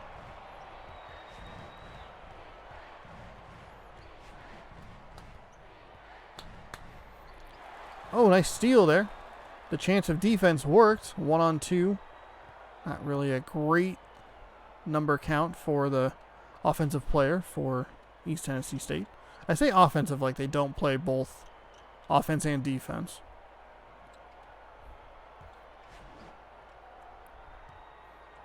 Oh, that was a block. You can pass that. You got a guy open for 3.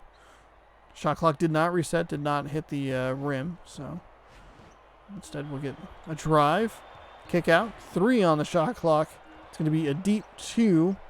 Nothing going there. So a lot of time used for a whole lot of nothing. Now we just have a swaggy Tar Heel in the backcourt. Doing moves. Trying to wow the ladies. As that 3 goes up for East Tennessee State and is off the right iron. No good. East Tennessee State going to need a lot of 3s to get themselves back into this one.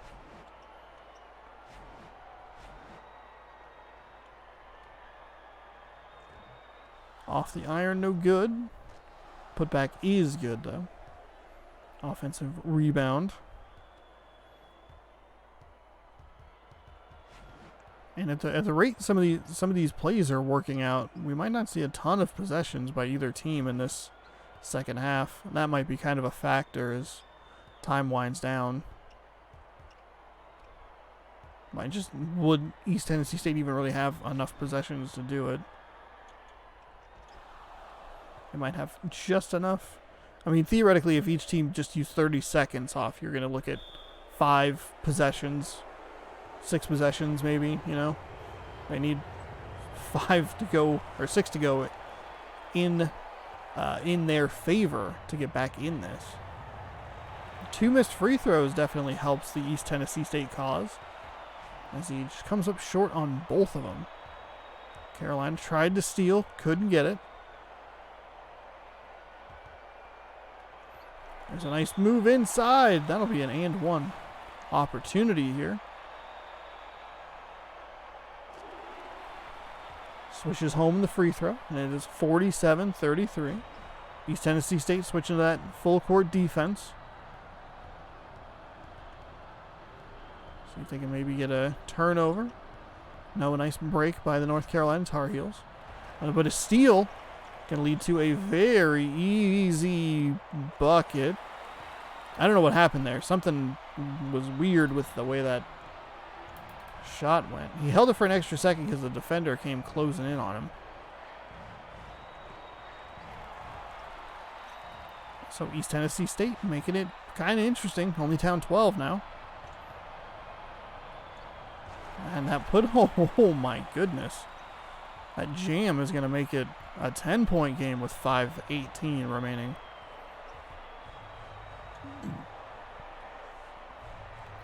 Can't leave a Tar Heel that open, though. I expect good things to happen. 49-37. Whipping it around the court. East Tennessee State, nice play inside. Matching 2s for 2s. Just going to have to chip away. Slowly but surely chip away. the very large lead that you were looking at least 17 points.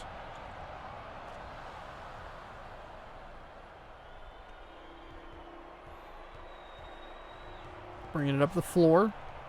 Met at midcourt. A lot of Tar Heels, hanging out in the paint.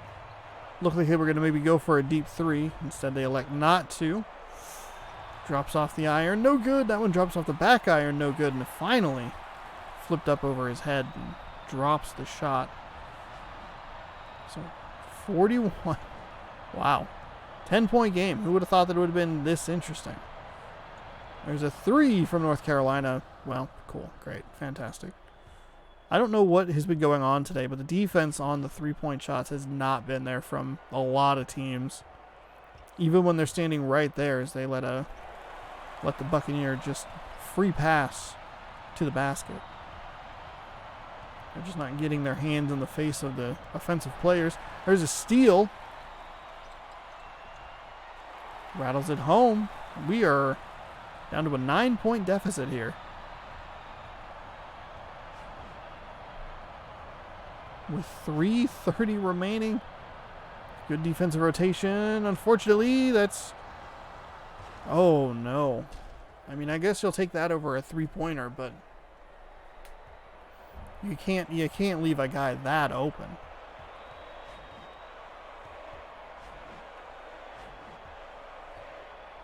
Oh, you can't do that either. Stolen away by North Carolina. The three is up. It's no good. They left the offensive rebound to the Tar Heels. 11-point game and a bit of a double team. We're in a kind of a sticky situation here. As we'll just wait this one out. 17 seconds or so. We see this frequently. Now's a good time to take a drink, stretch, take a quick lap around the house.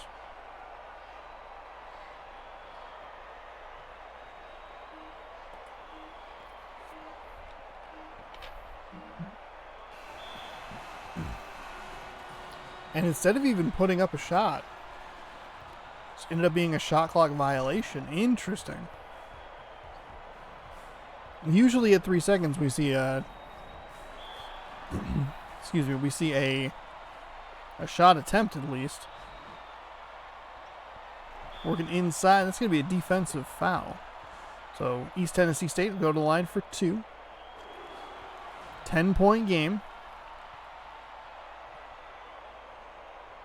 Off the right iron. You can't leave points on the floor like that. 2 minutes and 6 seconds. Just called that a little early.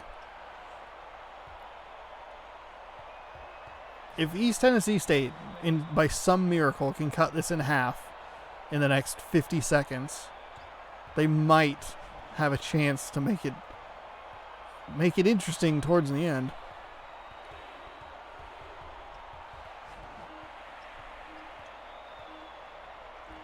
Three from North Carolina. That's not what you want if you're East Tennessee State. I mean, it half is and half isn't. You can't give up an offensive rebound. North Carolina just milking time off this clock. East Tennessee State hasn't had the ball in 55 seconds now. And 3, 2, 1. All right, so finally, East Tennessee State has the ball. Excellent offensive possession for North Carolina. East Tennessee State didn't even really bother to foul or anything. Burned a lot of time off that clock. They burned 1 minute and 10 seconds off the game clock. That's a 3 for East Tennessee State. It's no good. The putback is good, though. 40.6 seconds. May not be enough time, though. They really needed that defensive rebound to not give it up to North Carolina. They burned a whole 35 seconds. In addition to the 35 seconds they had already burned.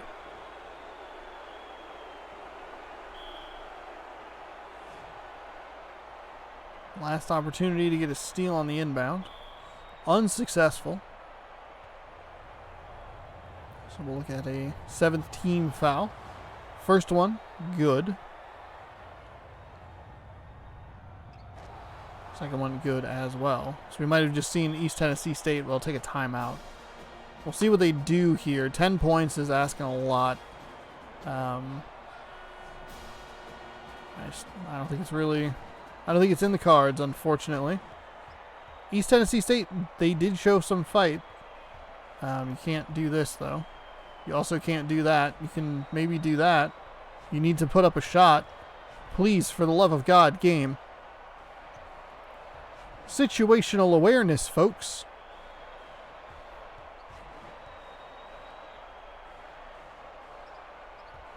Carolina, great defense here. Wow. All right, well. Cool.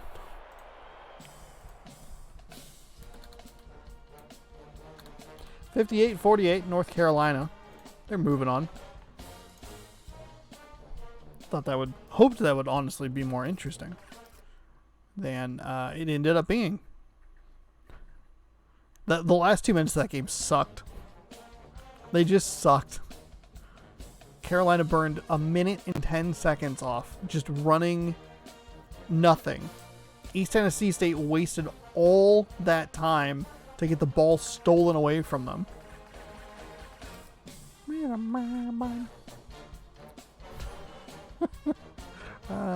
St. Joseph's.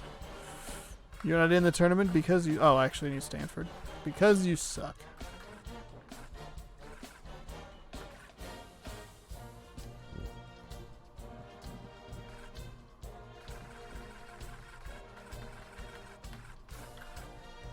So it all comes down to this. Game number 32 of 64 and the final game of the first round, which means that when this game is done, we will officially be halfway done with this entire tournament.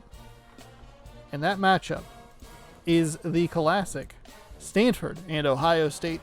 In September, it takes place in Columbus. In March, it takes place in Stanford. Being that it's September, we're going to Columbus, Ohio. This is a hand-picked matchup. Specifically picked because my mom does not like either of these mascots. They're both terrible.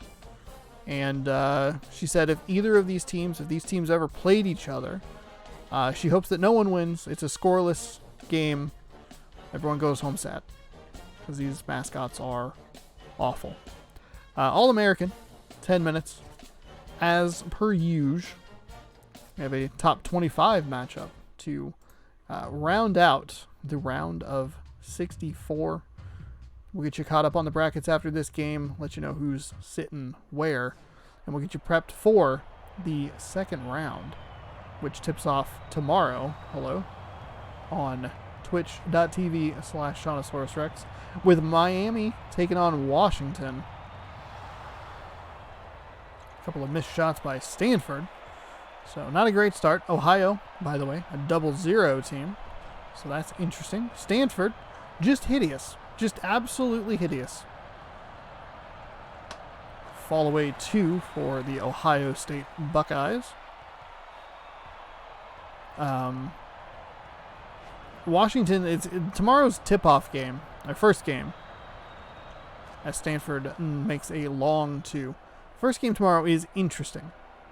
Washington has a 4-3 record after beating Washington State again in this tournament. Washington has never beaten a team that is not Washington State. So we'll see if they can pick up their first win outside of the Pacific Northwest tomorrow morning as Stanford jams at home. Or tomorrow afternoon, I should say. I'm not streaming in the morning. Tomorrow afternoon. Stanford, 4. Ohio State, 5. A 3. Off the right iron, no good, but the tip-in is good. So so Ohio State is up 7-4. 3 for Stanford. Rattles around and drops. That was actually pardon me. That was a very deep 2.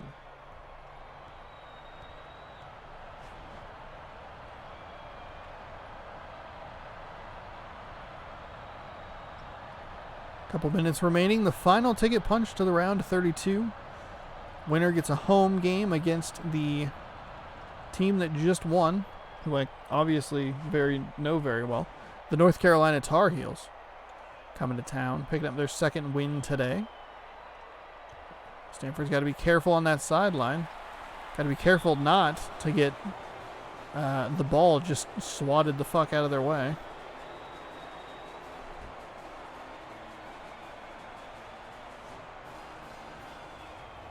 Now go to the line for a 3-point attempt. 9-7 now. Stanford taking the lead. Looks like they'll run a little bit of a full court defense. Stanford doesn't run this usually. Ohio State knocked over that tree. Getting to their spot for a 3-point attempt, running around. Nice defense by Stanford to recover and make sure that they can't get an easy look. Stanford's home stadium, by the way, is one of the few stadiums that doesn't have the shot clock right in the center of the basket. It's off to the side, and it always throws me off. Often you see, as the free throw is missed, you see varying sizes of shot clocks and the numbers, but usually they're all in the middle.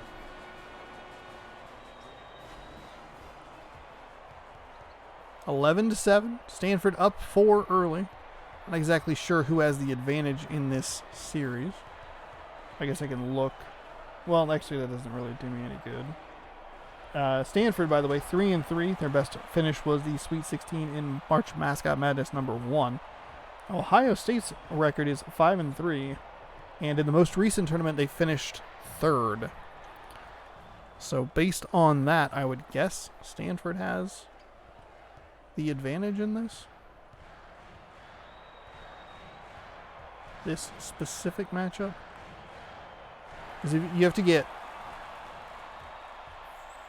4 wins.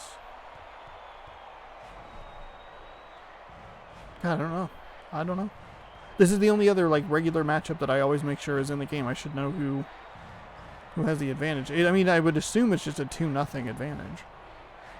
Or a 2-1 advantage. But it might be a 2-1 advantage in favor of Stanford. Because let's see, if you're Ohio State, you have a best finish of 3rd. 3 for Ohio State is good. You have to win the round of 64, the round of 32, the Sweet 16, the Elite 8, and the 3rd place game. That'd be 4-1. That'd be 5-1. So I think it's 2-1 Stanford. I think Ohio State picked up all their wins in the most recent tournament. Oh, you know what? I actually have those stats back here.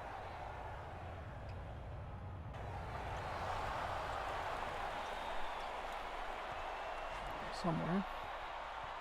Hang on, they're in here. Let's see. Here they are. Here they are. Part 3. Yeah. Stanford had never won until the most recent tournament. So 2-1 series. 2-1 Stanford leads the series. Currently up 3 with 5:35 remaining in the first half. Thank goodness I consistently use the same notebook for these tournaments. So I think I have all the stats from the first one as well. Yeah, game 1, Washington State, 0-1. Cool. Good to know. All right, let's get our heads back in the game. Get your head in the game. Hit song from the Lizzie McGuire movie. I couldn't think of a Disney Channel original movie. That was the wrong answer. I don't know why. That's not even a Disney Channel original movie. That's one they put in theaters. All right, 18-16. Stanford off to the left on that shot. Either a very deep 2 or a 3. Hard to tell. The tree brim gets in the way. Brim. Branches.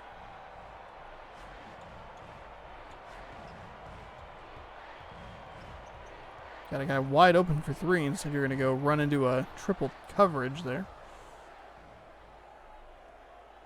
And think this is a good idea. That time it worked, but not maybe the ideal situation. Three is splashed home. Ohio State. Oklahoma State's not even in this tournament. I had the same problem when I was commentating on the Oregon State game. I guess you could probably put Pistol Pete in. He would qualify probably under the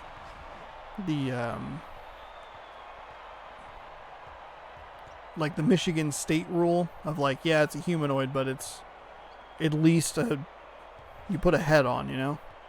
It's not USC with just some guy in Trojan armor. It's like, oh, this is stupid. You're stupid. Or Notre Dame, like, oh, you're wearing a coat, idiot. Splash.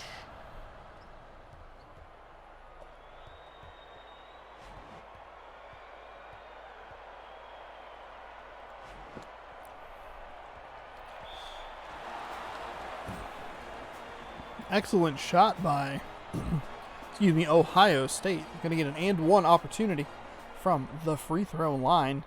Give their team a 2-point lead. Thought it was going to miss. Rattled off that right rim. Kindly dropped in for the Buckeyes. So 24-22, 3:15 remaining. First half. Defensive foul. Going to be Stanford ball. Ohio State's going to make a substitution. Not exactly sure what number team foul that is. What team foul number? I don't know. I don't even know how to say that cleanly. As Ohio State able to get the ball away, but not able to cash in. Stanford looking for a tie here. Could go up one with a three. Not really working anybody into the interior. Finally move a tree down there. It's going to be a foul. So that is actually, wow, 16 fouls. I'm paying super close attention to this game. Not looking at stats of old tournaments. 24-24 here. So feels like a pretty high scoring first half. I feel like that usually happens with Stanford and Ohio State. They're the final game of like the round of 32. And maybe my focus isn't all there, you know? There's a nice defensive foul. 2 personals, 2 team fouls. We'll most likely see, most likely see him subbed out. That's exactly what happens at the change of possession. So Ohio State goes back up 2 and immediately throws the ball. Well, Stanford immediately throws the ball away. Ohio State looking to make a run here. Picked up all of their wins in the most recent tournament. They were 0-2 before that last tournament started. And how quickly it turned for them. They got 5 wins and finished 3rd.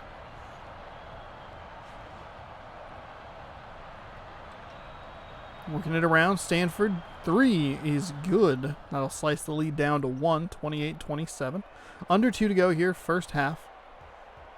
Who wants the final ticket more, the Buckeye or the tree? The tree that gives birth to the Buckeyes, or the Buckeyes that fall from the tree and say, screw you, Dad. I'm my own man, Dad. Like that. I watch whatever I want to watch, Dad. Passes it back outside. Working around. That was way too deep for a reasonable 3-point attempt. He took 2 steps forward, 1 step to the side, and thought, I'll launch it from here.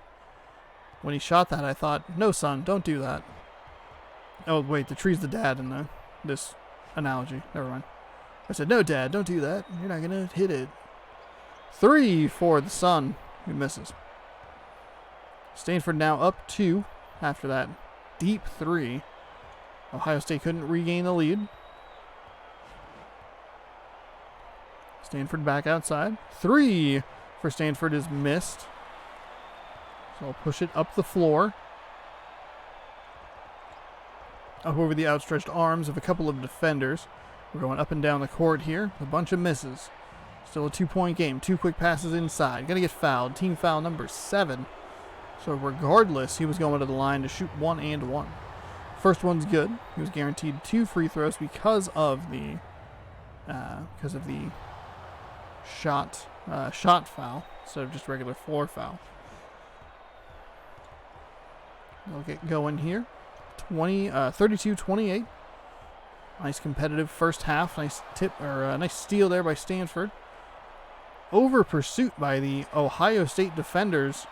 They're bailed out by a shot that's a little too strong from good old Stanford.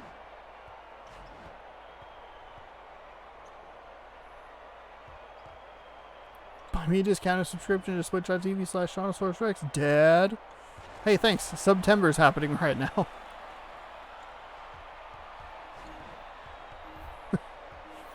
Dad, it's 40% off right now. Dad.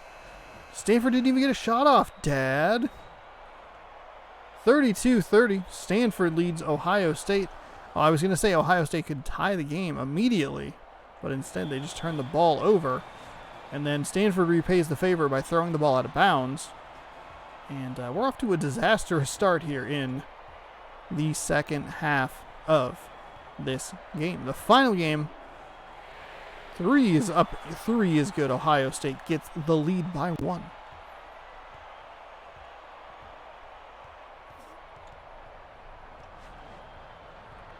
They're running their deep threat shooter around, give him a nice open look. Stanford will take their 2-point lead back. We'll say, "You didn't ask for my permission, son. Give me back my Led Zeppelin CDs." Ohio State ties the game up.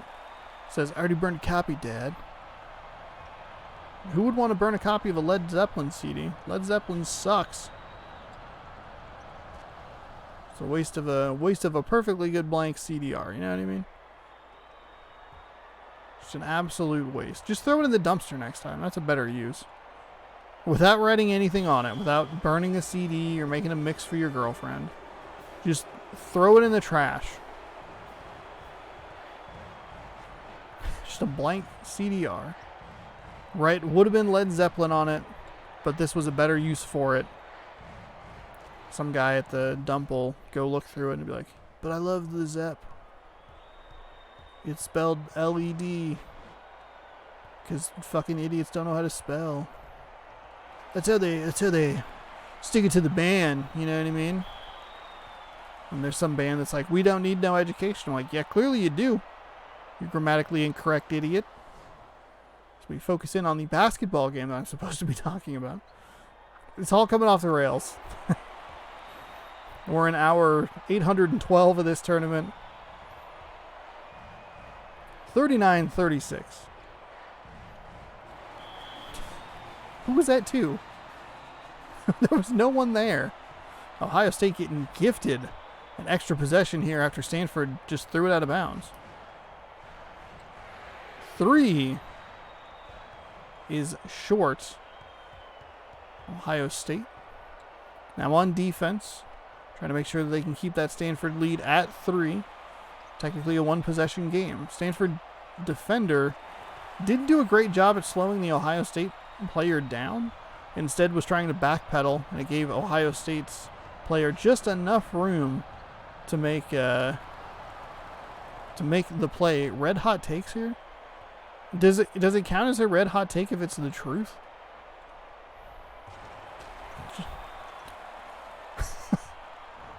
He missed the dunk. We've seen like 4 missed dunks in this part alone. Some dunks more devastatingly missed than others. Shot is up and good. I work in an office with a bunch of old people.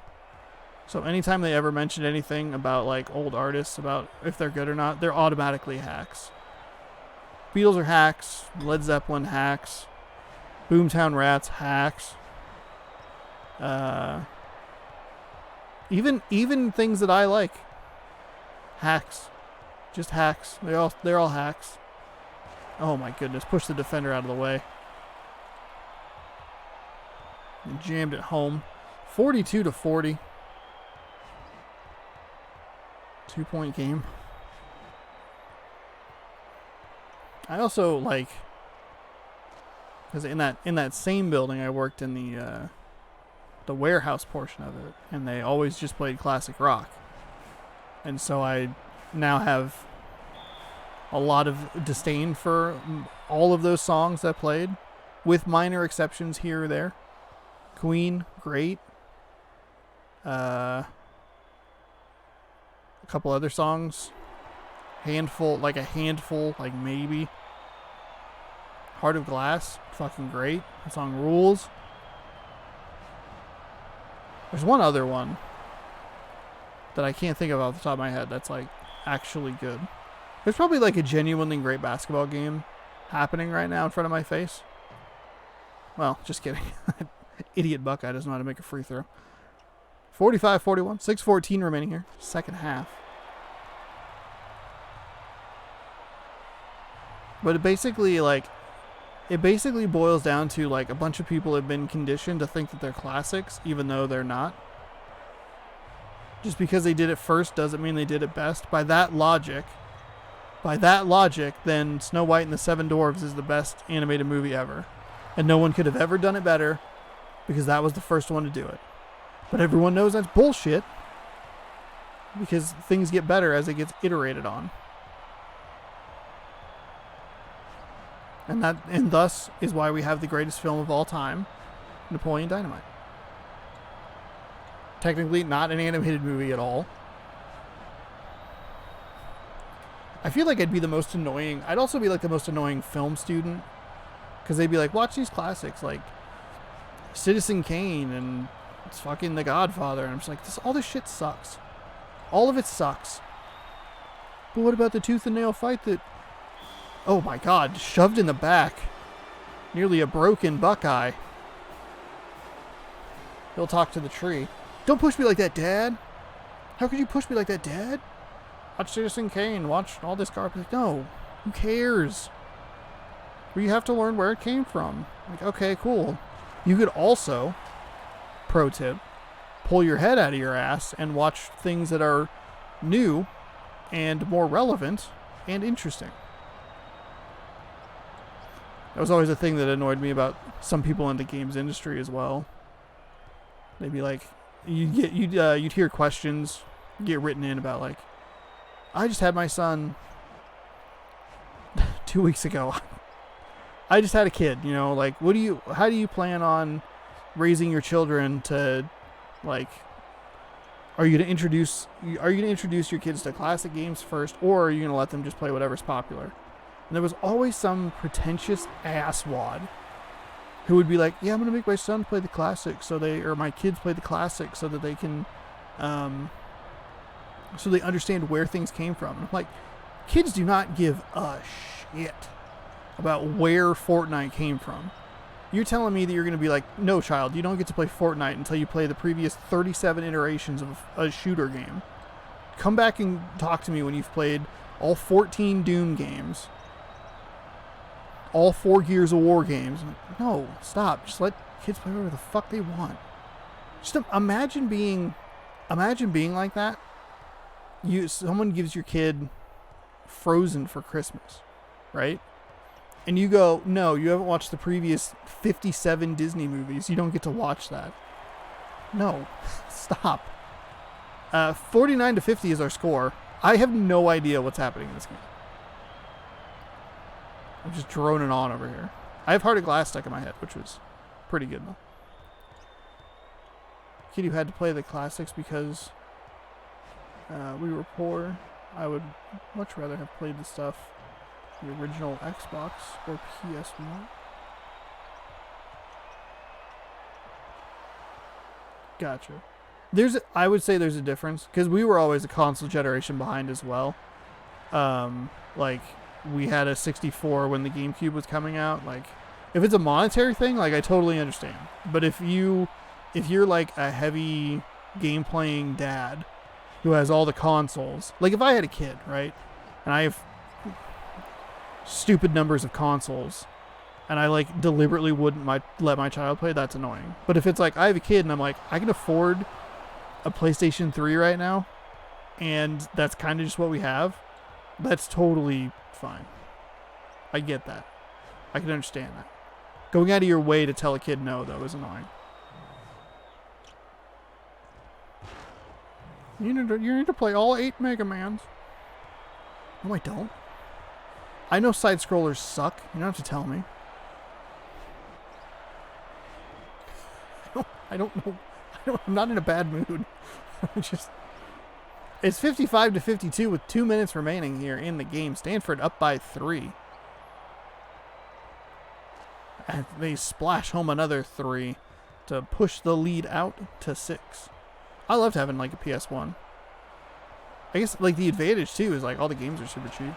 58-54 now after they dunk it on home. Ohio State needs like 2 good defensive possessions here.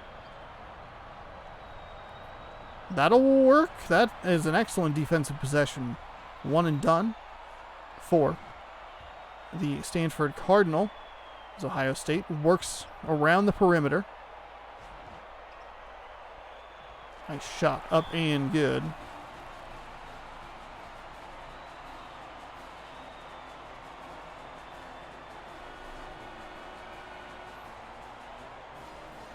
(58-56).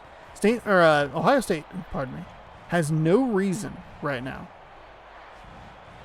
to foul. Okay, well, maybe they did have a reason to foul, so they didn't just let him go flying through.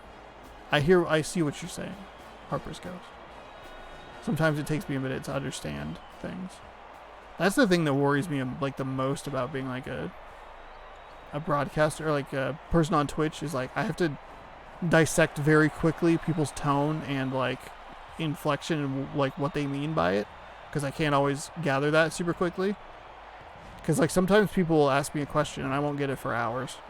I'll be like, oh, you meant it in this way. It happened to me at work the other day where somebody asked me a question about how far behind I was on something, and I gave them the totally wrong answer.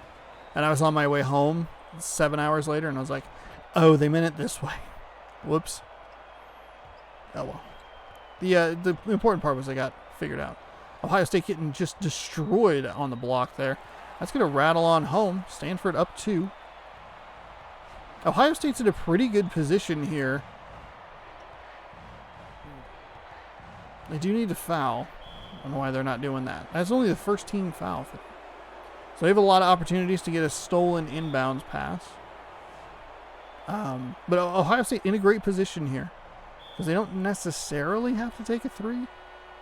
They can trade 2s for 2s. And maybe if they get a good look, they can do something. I don't know. I'm trying to do the math in my head. It's not making sense.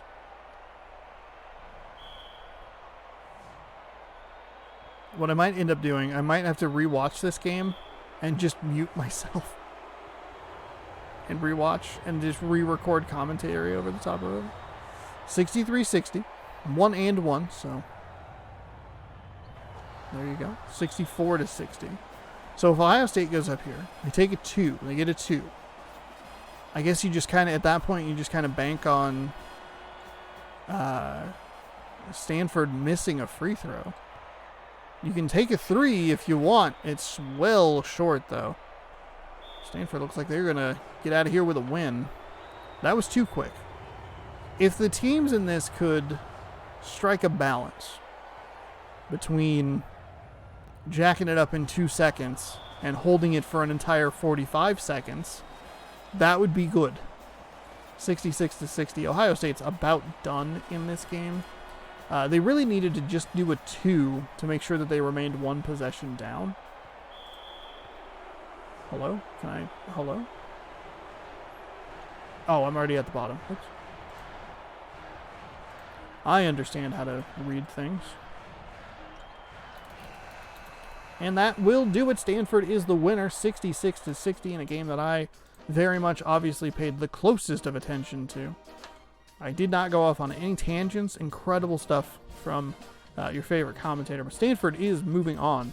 They will head back home to host North Carolina. And that will do it for the round of 64. We have punched 32 tickets to the round of 32. Round of 32 tipping off tomorrow on Twitch. Next Saturday, on YouTube. So, really quickly, we'll get you set, and we'll show you... Let's see if we can find... What's the most interesting game happening in the round of 32? A lot of the favorite teams have been knocked out, unfortunately. Marquette, Memphis, Boston College, oh boy. We'll just show you the first one. None of these are really standing out to me. But we do have the Washington Huskies traveling all the way to Miami, Florida. Which is just about as you can go. But Huskies, Hurricanes coming up. That'll start our day, start our second rounds as I hit F5, and we'll take a look at the brackets. The brackets got destroyed today. Just destroyed. The Beeb is in first with a score of 18, but only a potential of 36. I think all of their final 4 teams are out. I have to find the one game. Yeah, looks like all 4 of the final 4 teams for the Beeb are out. I am in second with a score of 16 and only a score potential of 34. All of my final 4 teams are out as well. Redneck Girl is holding in the best so far. Though they are in third place right now with a score of 15, they do have a score potential of 137. They'll be really needing Florida to continue to play well. Florida, one of 2 teams to win at the absolute last second and get a victory to keep some of these brackets alive. Blind Guess is brought to you by Harper, sitting at 4th with 15, score potential of 63.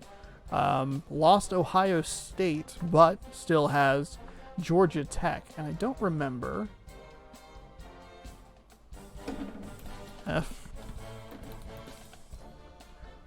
Unfortunately, Colorado is out, but still has Georgia Tech.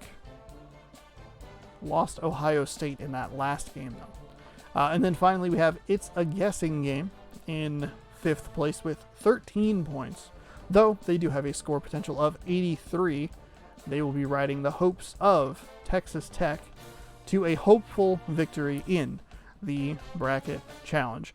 Depending on the round of 32, and seeing kind of how the brackets turn out, we might potentially do like a round of like a Sweet 16 kind of reset, because this was a really rough first round, which is unfortunate. We lost a lot of the favorite teams: Syracuse, Ohio, Northwestern, Alabama's gone.